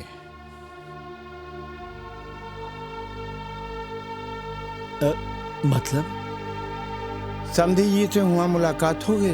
हाँ। वो कहे लगले कि अगर हमार मांग जल्दी जल्दी पूरी न हुई, हाँ, तब प्रमोद बाबू का दूसरे शादी होए में देरी न लगी।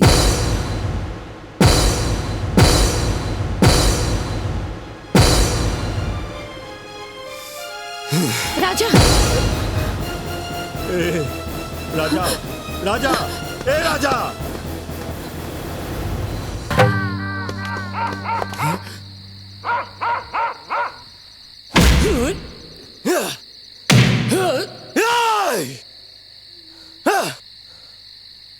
हम 2 मिनट रहुआ से कुछ बात करके चाहता नहीं। हम घटिया लोगन से बात ना करी। अरे तोरा से घटिया के होई रे? हमरा बहन के जिंदगी ते काहे बर्बाद कर रहल बाड़े? अच्छा, उनकर जिंदगी सवारे खातिर हम अपन जिंदगी बर्बाद करी? ना ना, हम अपन जिंदगी में मस्त बानी। उनकरा के कह दे हमरा के बुला जास और अपन यारन के साथ मस्त रहे।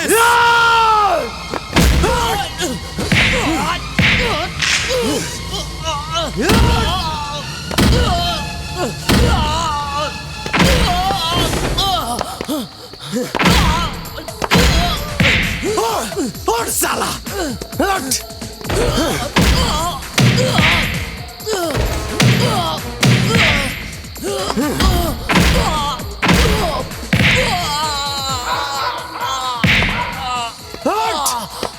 चल साला, तोरा का बुझाता है? अरे अरे आज तोरा से हिसाब चुकता कहिए के छोड़ा। हमरा बहन के दे जिंदगी नरक बना देले बड़े। अरे साला मन तो करे था कि तोर जाई ना जी। अरे तू का कर रहल बड़ा और ये सब का हो रहल बा? जीजा के साथ ऐसा ही बर्ताव कइल जाला? जब जीजा कोनो लायक ना रहे तो ससुराल वाले भी ओकर इज्जत कल जरूरी ना समझस। हमरा बहन के घर से निकाल के अभी तो सर शादी के तैयारी कर रहल बड़े। चला तू चुपचाप बैठा। इनका से हम के बतियावे द। जौन तोहार बाप और मोटरसाइकिल देवे के कहले रहलन उ आज तक ना ही पहुंचला।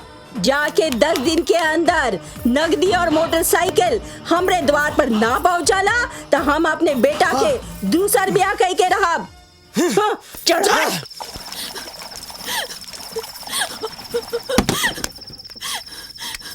दीदी। हे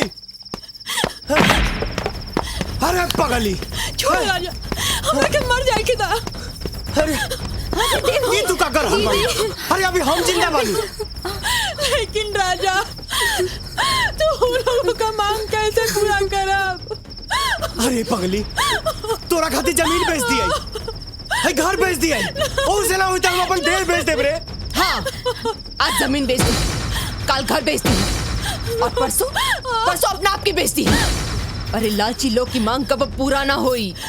उन लोग के अपना आप के बेच देला के बाद भी उनकर संतुष्टि ना हुई। तो आखिर का कल जाओ? दोसर कौन रास्ता बा? कानून के इंसाफ के दरवाजा खटखटावल जा सकत बा।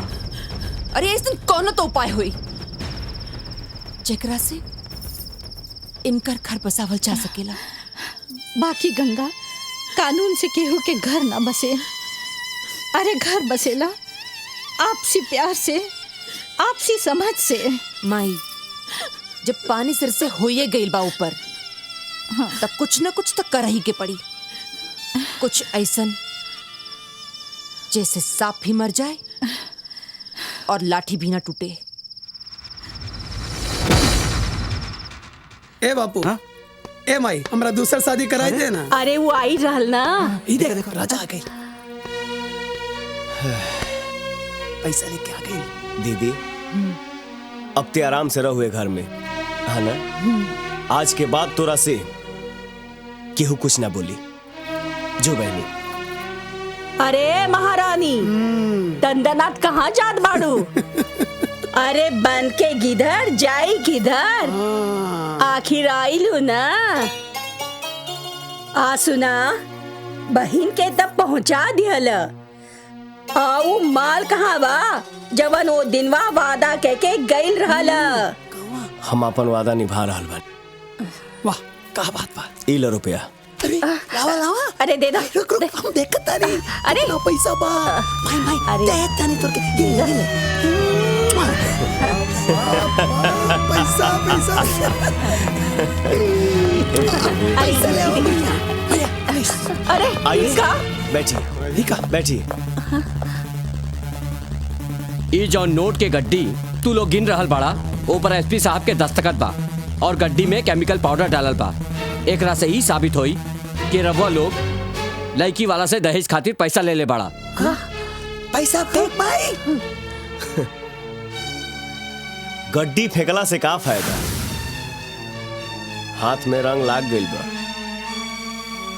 आप लोगन पर दहेज के आरोप में केस दर्ज हो गइल बा। अब पूरा परिवार जेल के हवा खाए खातिर माई तैयारी करा जाए। हमनी के माफी दे दी सरकार। हमनी के बचाई, भूल चूक माफ करी। अब ऐसन गलती दोबारा ना हुई। हाँ सरकार, हमनी के माफ कर दो सरकार। अब कवनो शिकायत का मौका ना मिली सरकार, ना मिली। बच्चे के चाहत रहा ना तू लोग, तो जल्दी से पे दस्तखत करा।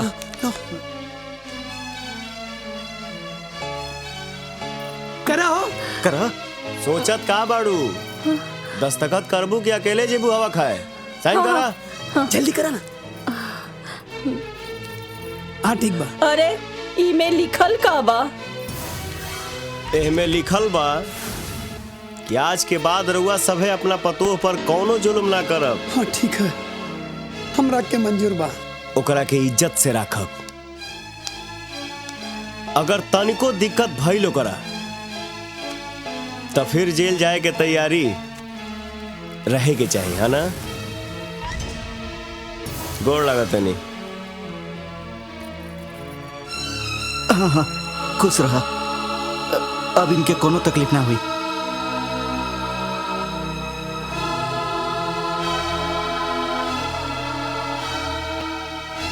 जाता नहीं।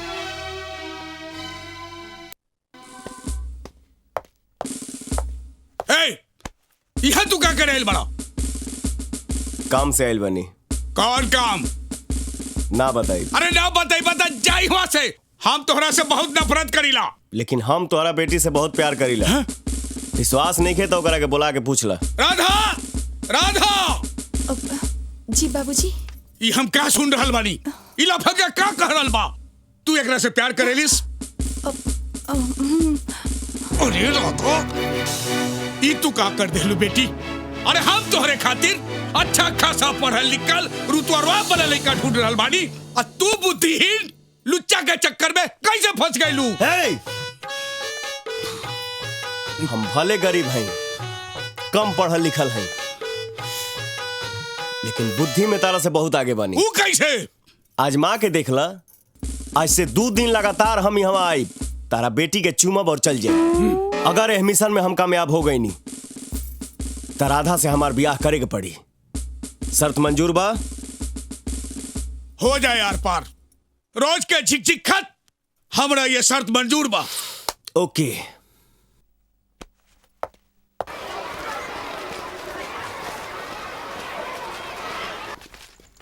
पता नहीं भाई, राजा जैसन काहिल पर के ऐसन जादू चला देले बा के बंजर जमीन पे खेती लायक बना देलस। अरे छोड़ा हो कंछेदी लाल, घर के हालत त ठन ठन गोपाल बा। सिंचाई करे के न पैसा बा, न खाद और बीज के जुगाड़ बा, त खतिया कोड़ के कवन कमाल कर देलस जे बा से। अब केहू कर्जा ना देही मोपू बजाई के, जे कर लहिले ओकरा वापस नहीं देवे।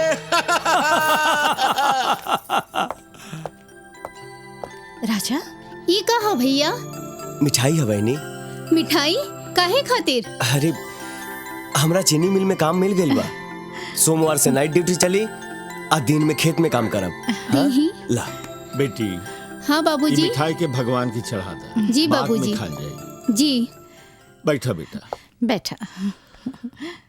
खेत तो तैयार हो गई बा, बाकी बीज कहाँ से आई? देखा तनी बाबूजी, कहीं ना कहीं से तो इंतजाम करेंगे ना पड़ी। हम आओ तनी। रुको राजा। हाँ? कहीं जाए की जरूरत नहीं। अरे बाप। इला। पर बेटी, तुम्हारी पैसा हमनी के कैसे चुकाई जा? अरे माई, रवा चिंता ना करी, फसल कटला के बाद में चुकता कर दे, ना तो फिर किराया में से काट ली। अब तो हम यहाँ पे लंबा समय तक रह जाता नहीं, लेकिन अब जो जरूरी बा ऊ बा बीज बोवल। कौनो काम रुके के ना चाहिए। ला राजा।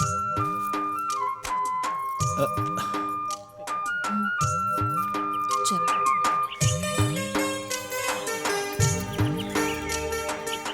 हमार बात सुन रहल बानी नु? अब और बर्दाश्त नहीं के होकर अपना जिंदगी की सबसे बड़ा दर्द कब तक छिपा के रखी। रहुआ तो हमरा के बेसहारा छोड़ के चल गई। ये लोग की हालत तो हमरों से खराब बा। पूछत बा के कलेजा फट जाए, लेकिन हम बता पाए कि पता न मोहन के का हो गई, कुछ खोजे खबर नहीं खन देत। अहन तो कहियो, उनकर कान पकड़ के पूछा कि माई बाप कौन कसूर कैले बाड़न जो ऐसन सजा दे रहल बाड़। हमनी के तो पाकलाम है, आज नहीं तो काल। दोनों भाई एक साथ रहतन तक कितना बढ़िया हो। अब तो पहल के बियाह करे के बा, बस उन करे इंतजार बा। अरे वो आज है ना तो उनके बिना तो कुछ होइबे ना करी। अच्छा सुना, बहुत बात हो गई है, ला दवाई खा ला, ना तो फिर दर्द बढ़ जाई। हे भगवान, जे लोग के उम्मीद इतना पक्का बा ओ लोग के हमें दर्दनाक खबर कैसे सुनाई। एक बेटा के मौत के खबर ओकरा माई बाप के देवे खातिर कौनो समय ठीक नहीं के हो सकत। अलाख निरंजन, अलाख निरंजन अपने कमंडल में लेके काशी, काबा और चारों धाम हिमालय के कंदरा से निकल ले आ गई ले बाबा भोगीराम।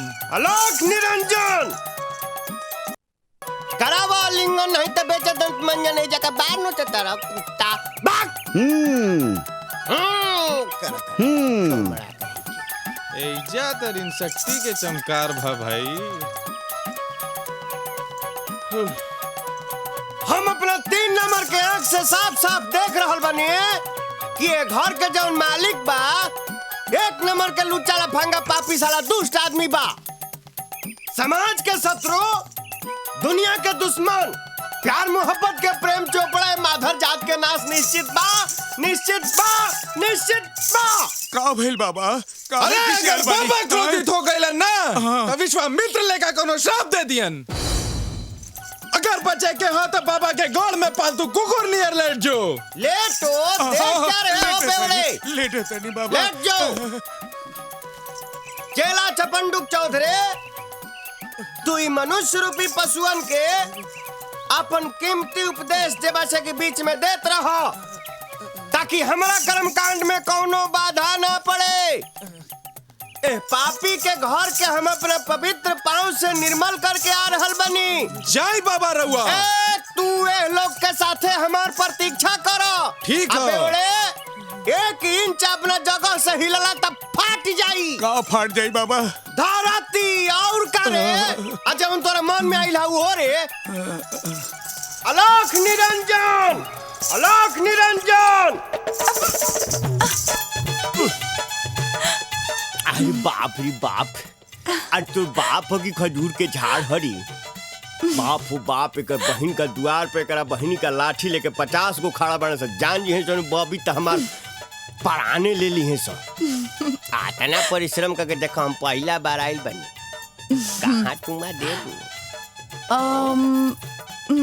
गर्दन से ऊपर। गर्दन से ऊपर है बाप। आचार दो है सही। चुमा चुमे नु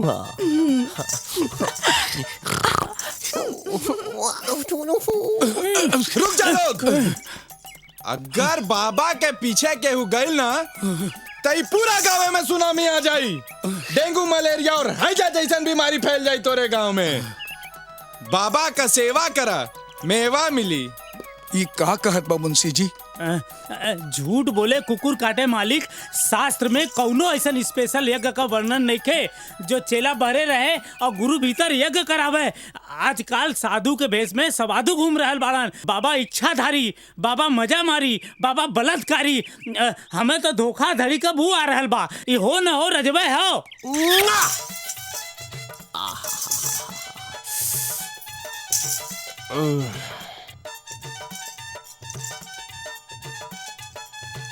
देखी भैया, 4 पैर वाला पर तक केहू पहरा लगा सकेला, लेकिन 2 पैर वाला पर ना यह संभव बा।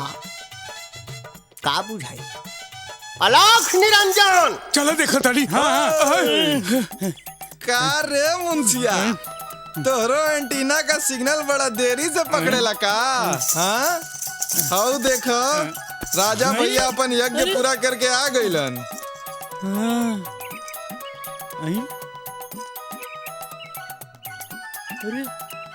ब्रिज बिहारी के छोटा का बेटा प्रसादी खिया के लेता।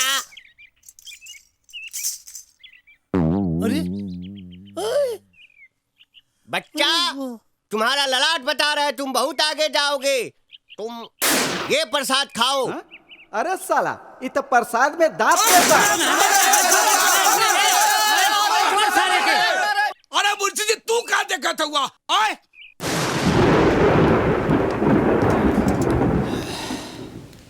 बेटा, हाँ? 8 बज गई, अभी तक गंगा ना आई। का भैया, हाँ? कोनो काम से राजापुर जाए के बात कहत रहली। शायद वही जे गई होकस।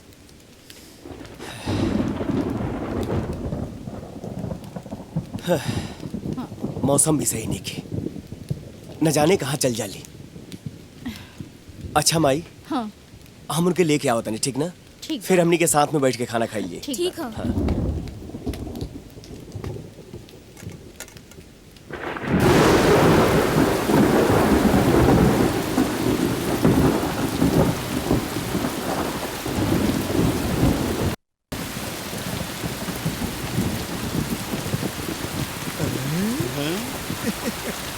हाई देखा कंछेदी, मास्टरन के लिए आवे खातिर राजा यहाँ तक आ गईलन। हाँ, एक मजनू तू लेला और हम अभी तक अकेला।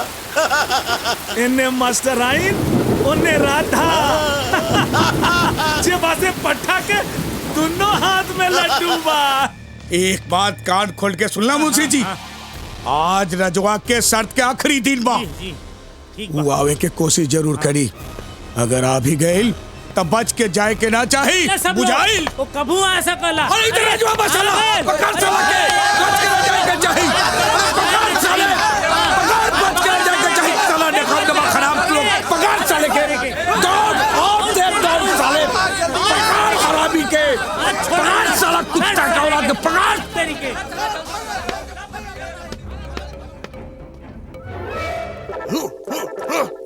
अरे गोबरा कतलो कर पे जादू टोना राजवा रही हो ही कोना का बुझले को मड़ा साले। पकड़ पकड़ पकड़ गोबरदास पकड़। हाय हाय हमर जान। हमरा से मिले खातिर तू इतना परेशानी उठावता रहा, कुछ हो जाई तो? तोरिका सुना, फार्म भर दिले बनी, लाइसेंस जहिया पास हो जाए, ठीक ना? आज लास्ट टेक है, गाड़ी रोका मत, एकदम पास हो जाएगा। अब तरजवा गईल। आज बच्चू के पता चली कि गोवर्धन दास कौने बगीचा के अमरुद बारन इतना दौड़ैले बानी, इतना दौड़ैले बानी कि ससुर के नाती एक हफ्ता सांस ठीक करे में लग जाई। फिर इन्हें आवे के कबो नाम न ली, चलन है सरौ बाजी लगावे। राधा बेटी, अरे सारे तू यहाँ? बाबूजी,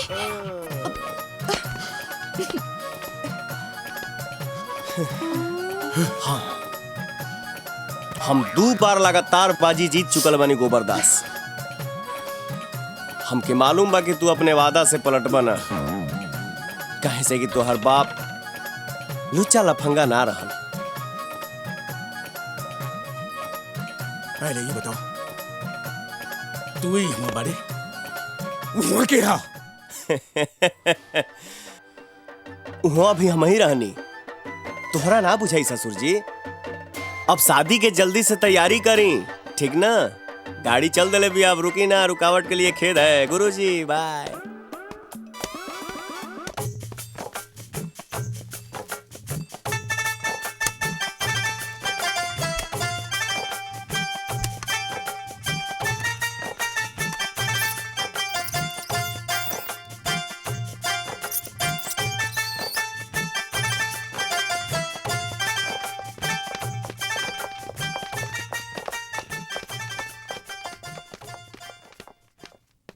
गंगा, हमनी के लइका पसंद बा।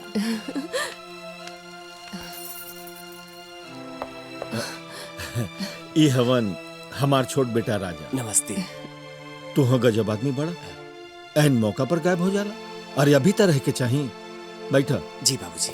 चाहती ना बाबूजी, अब देखी ना भगवान की कृपा से इतना बढ़िया पढ़ल लिखल लड़का मिलल बा, सरकारी नौकरी भी करता, और ओही में सबसे बढ़िया बात तो ई बा कि दहेज को कोनो डिमांड भी नहीं खे। बेटी तो सब तोहार कृपा बा। अरे ना बाबूजी, ऐसन मत कही। अब मुंह लटका के काहे बैठल बाड़ा? जल्दी से मोहन के चिट्ठी लिखा कि पायल की शादी रह हो गई, सब काम धाम छोड़ के चलावस। हाँ।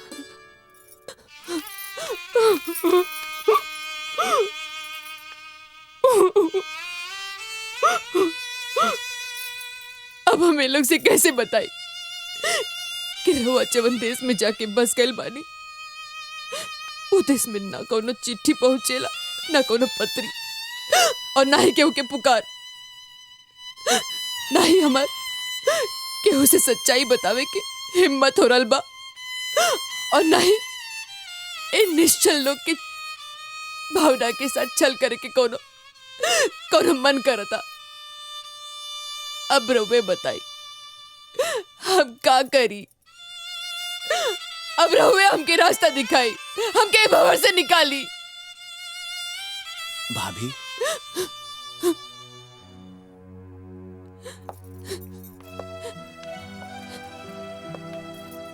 अपने आप के संभारी, सब ठीक हो जाए। कहे कि इस समय कमजोर होके वाला नहीं खे। रहुए बताई कि भाई बाबूजी के रवा भैया के बारे में का जवाब दिया? अरे वो तो कबो बर्दाश्त ना कर सकिए, कबो बर्दाश्त ना कर सकिए बात के। हे भगवान, एक कवन मोड़ पे खड़ा कर देला हमके, एक कवन परीक्षा लेता रहा। ए भाई, खुशी के माहौल में चुपे रहला में भलाई बा। कुछ दिन और लोग के भ्रम में जिए दिहल जाओ। बस पायल के शादी हो जाए, फिर देखल जाए का करे के बकाना। हाँ भाभी,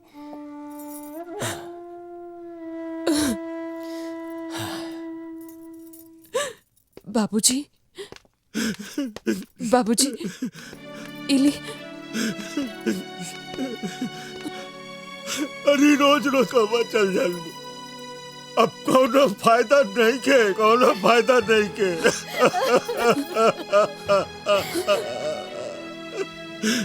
हमार मोहन आई, हमार दिल, हमार धीरज टूट गई, हमार धीरज टूट गई। पैसा कमा रहे बाड़न, पैसा कमा रहे। हमको इनका पैसा ना चाहिए, ना चाहिए इनका पैसा। हमने के बेटा चाहिए, हमने के बेटा चाहिए। अरे ऐसा पैसा कौन काम के जो उसके घर से रिश्ता तोड़ दे। रवा, हमने के ऐसा पैसा ना चाहिए, ना चाहिए। राजा, राजा बेटा, तू इतना पैसा कमाई है कि हमरा के इनकर से मांगे की जरूरत ना पड़े बेटा। मोहन, ए माई, अरे ते चिंता मत कर रही, हम बहुत मेहनत करब, बहुत पैसा कमाए, भैया से भेजा दे। ते दुखी मत हो माई, मत रो माई।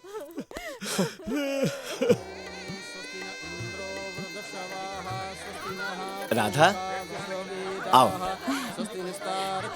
बाबूजी, ए बाबूजी, यही राधा। खुश रह, खुश रह, खुश रह। ये हमार माई ही है, और यहाँ के हमारे गांव के मास्टर आइन गंगा जी। आवा, आवा लोग आवा।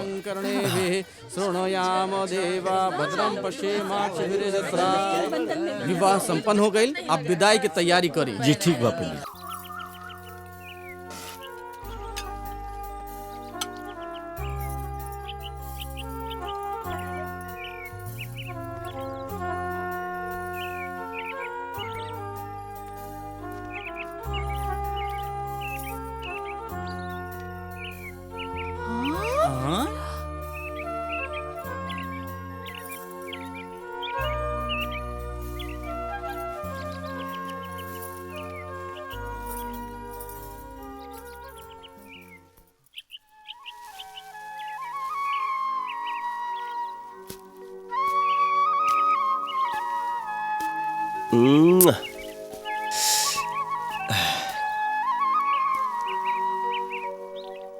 हे भगवान,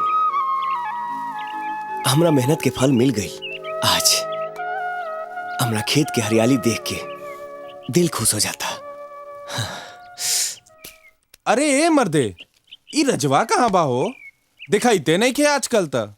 हाँ भाई, रजवा तक कमाल कर दे। का कमाल? रात में नौकरी करता और दिन में खेती। मेहनत ऐसन कैले बा कि जमीनियों से सोना उगले लागल। हाँ हो, मेहनत इहे कहाला। बतावा। आदमी चाहे तो पत्थर से भी पानी निकाल सकला। जॉब से वो मास्टराइन घर में किराएदार बन के आयल बाड़ी ना, तब से तो वो लोग के दिने बदल गइल। सही बात बा भैया। ई मेहररुअन का जोन पगफेरा होला ना, केहू केहू खातिर बड़ा शुभ होला। पता ना कहाँ से आयल बड़ी और रहेली कैसे, जैसे लगेला कि उनकरे घर बा। अरे भाई, छेदियो रोज रोज पहुंच जाता तगादा करे। छेदिया ना, अब लगाता उनको हिसाब चुकता हो जाए। अरे काहे रतिया जगाए दिया हमका, काहे रतिया जगाए दिया हमका। अरे कंछेदी लाल, अब तू छाती पीट पीट के बिरहा गावल शुरू कर द। अरे मेरे यार, बिरहा छाती पीट कर नहीं, ई कान माँ उंगली डाल कर गावत है। एह बदे कि ब्रिज बिहारी सिंह के जौना जमीन पर तू नजर गड़ौले रहला, ऊ जमीन सोना उगल रहल बा, सोना। अगर तोहरा के ऊ जमीन चाहत रहे तो दबाव दे के पहले ही लिखवा ले चाहत रहे। अब तक फसल बेच के कर्जा चुका दी लोग। अब हु कौनो देर नहीं खे भइल बाबू बजाई के। अरे ई कंछेदी लाल, कर्ज देवे जानत है तो कर्ज लेवे भी जानत है। अरे इतने सारे जो हम कबूतर पाल रखी, वो कब काम आई? अरे फसल घर तक पहुंची तब ना कर्जा चुकाई लो।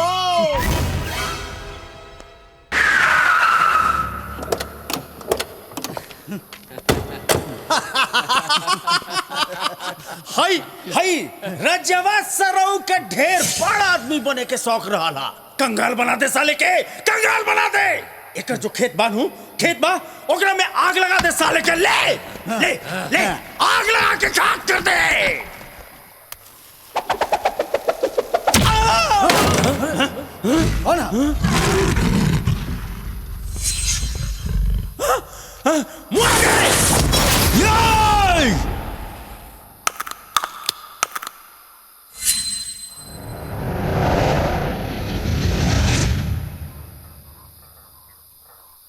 दिखताले जा।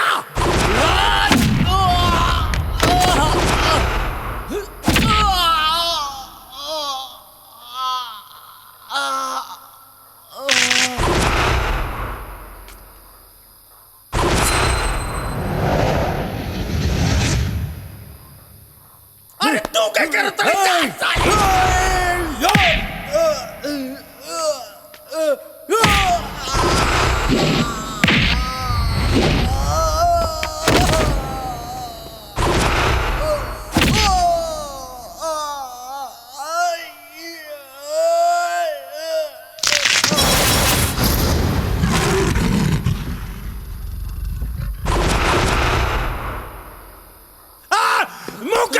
जाके काट के फेंक दे।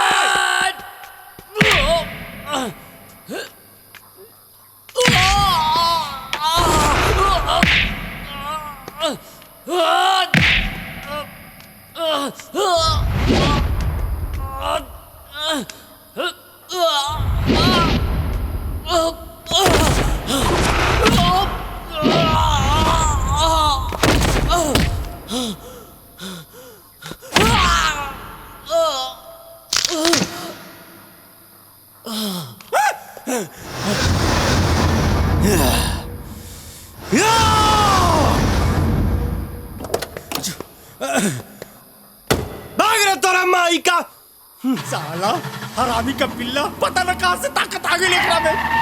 आई रहा साले खेत जलावे, फट गई साले।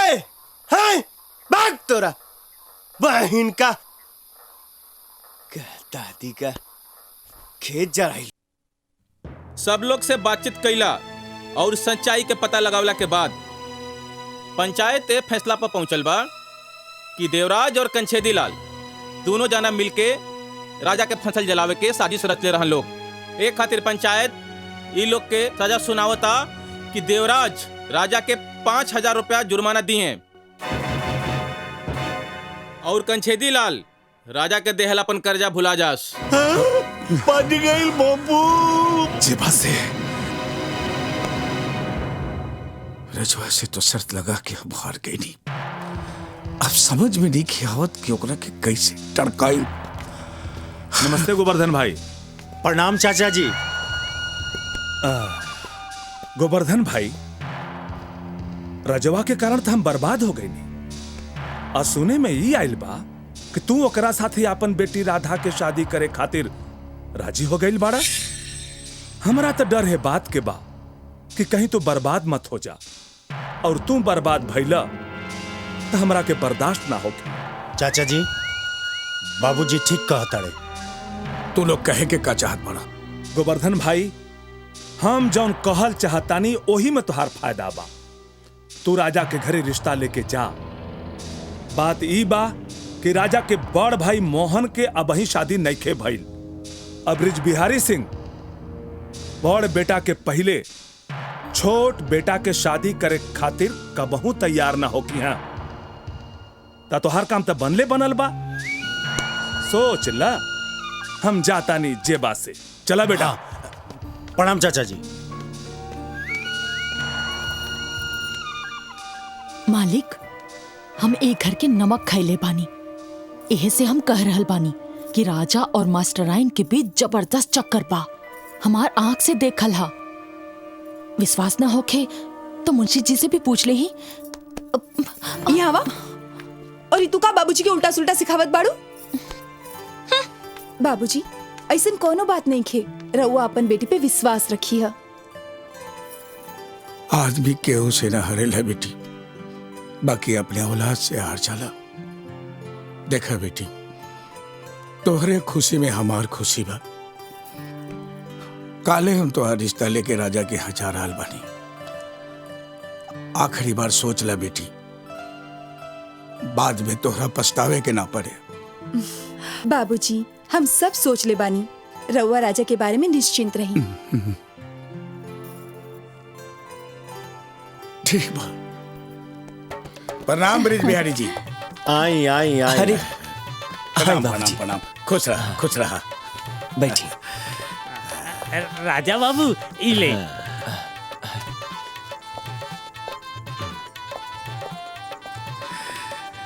रउआ लोग के तो मालूम है कि हमनी के काहे के आयल बानी जा।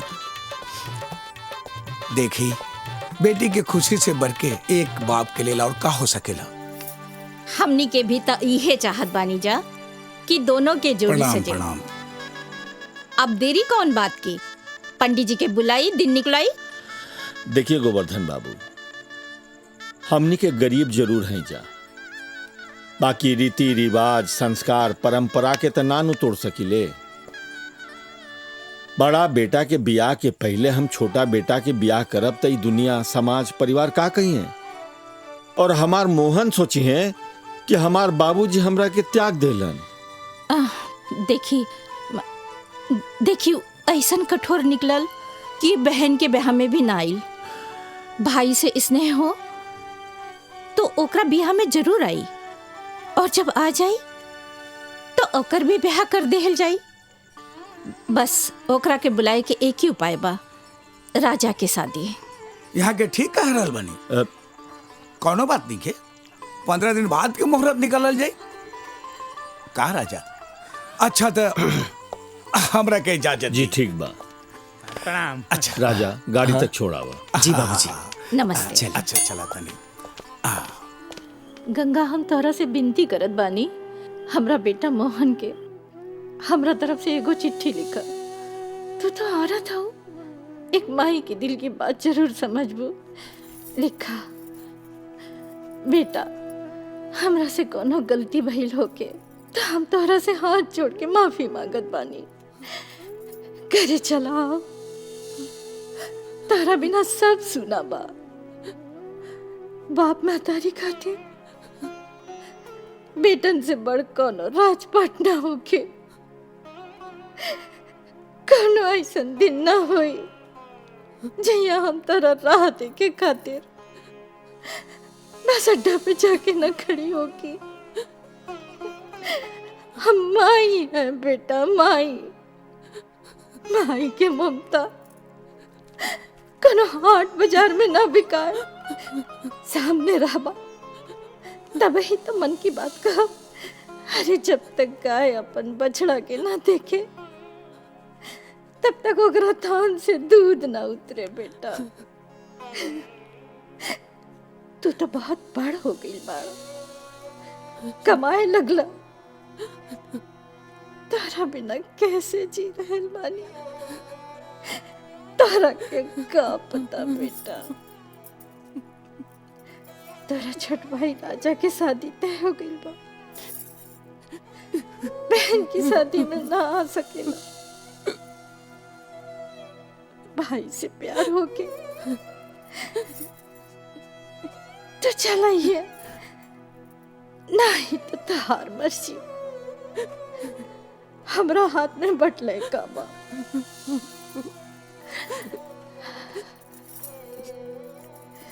आगे बचुआ भगवान जाने। हाँ माई, लिख देनी। डॉक्टर साहब, का भइल इनका?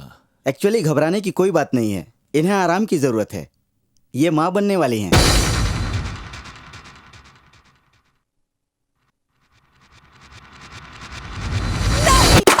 नहीं हो सकत। देखा बेटी, कान से सुनल झूठ हो सकेला, आंख से देखल झूठ कबू ना होके। और हम हो सब कुछ जानीला, देखले भी बानी, अकान से सुन लहू बानी, और सारा गांव के मालूम बा राजवा और मास्टरनी के का चक्कर बा। तनी सोच बेटी, अगर ऐसन बात नहीं खे तय कुंवारी लड़की के पेट में बच्चा कहां से आ गई? देख बेटी, फिर भी तोहरा विश्वास नहीं खे त गवाह बा ई मुंशी जी और फुलमतिया, पूछ ले। हाँ बेटी, हाँ। बाबूजी, सच्चाई के गहराई में जाए बिना कोनो फैसला ना करे की चाहिए।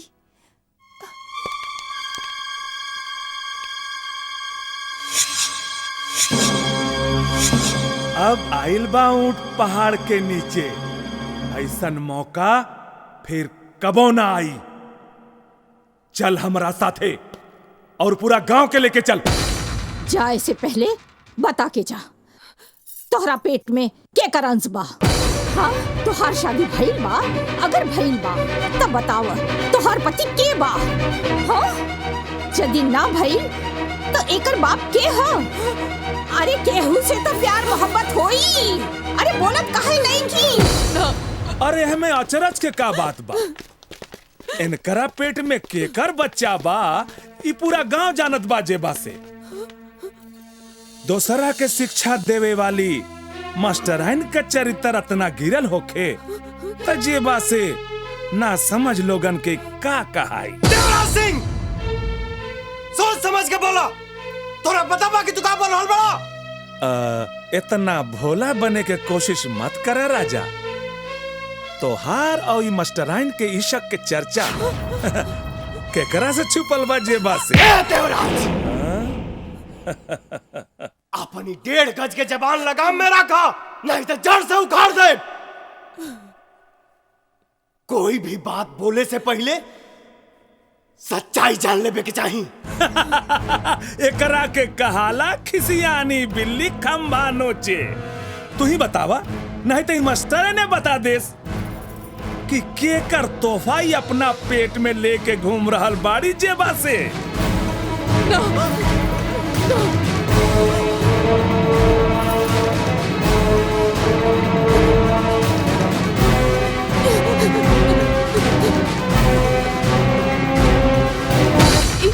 ये हमारे पति के बच्चा। आई देखा, जुबान खुलबो कइल तसली बातें ना निकला। पति के हक कह देला से काम ना चली। पूरा गांव के सामने कबूलो कि केकर पाप है जेबा से, नहीं तो ये गांव में ना रह पैबू। ई पति के ह त उनकरा कौनो नाम तो होई।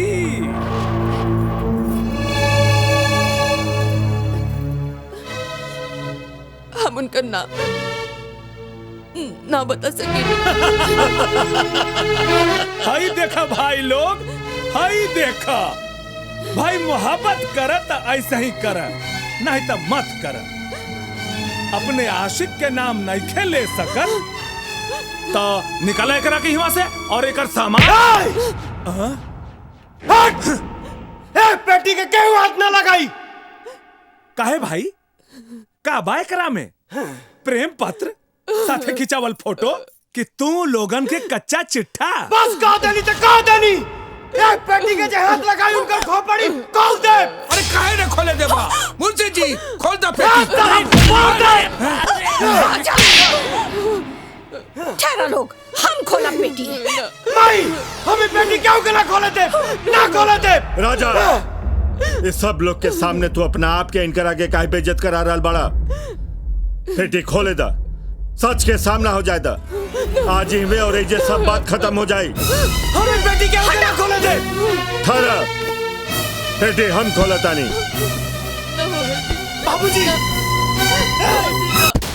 बाबूजी ना, बाबूजी मत खोल ना, बाबूजी ना, बाबूजी।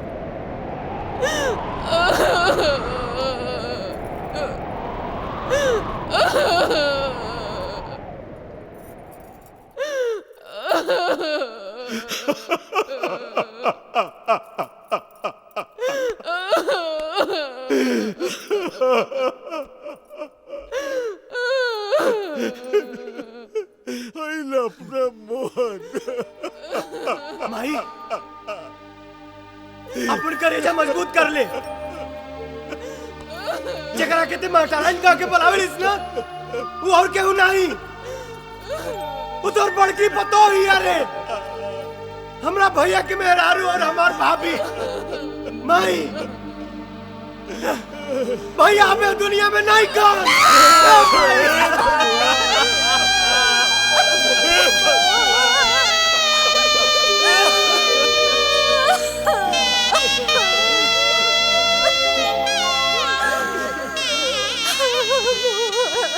अरे अभी और कुछ सुना के बाकी बा? ये हमार भाभी आई और भाभी माई समान होले। अरे इधर भैया के मरला की खबर सुनावे आई नहीं, और ऐसा दर्दनाक खबर है बूढ़ बाप बूढ़ माई के कैसे सुनावस? हमार भौजी निर्दोष बिया, हमार भौजी निर्दोष बिया रे। अरे अरे तू तो हमारे से प्यार करे रहू, फिर भी सब कहलू। राजा, हमरा के माफ कर दे राजा, थोड़ी देर खातिर हमार विश्वास डगमगा गल रहे। माफ कर दे।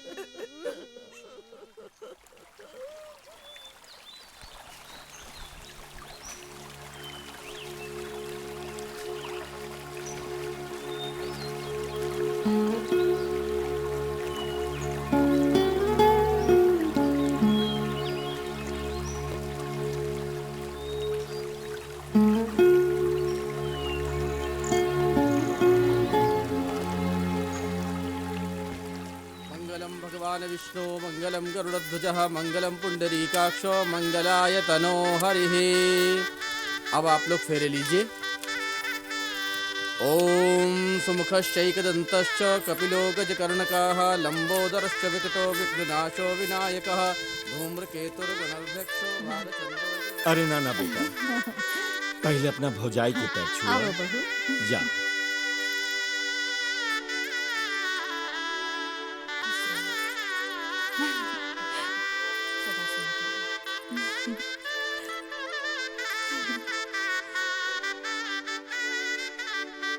यह बा हमार समाज में देवर भाभी के पवित्र रिश्ता।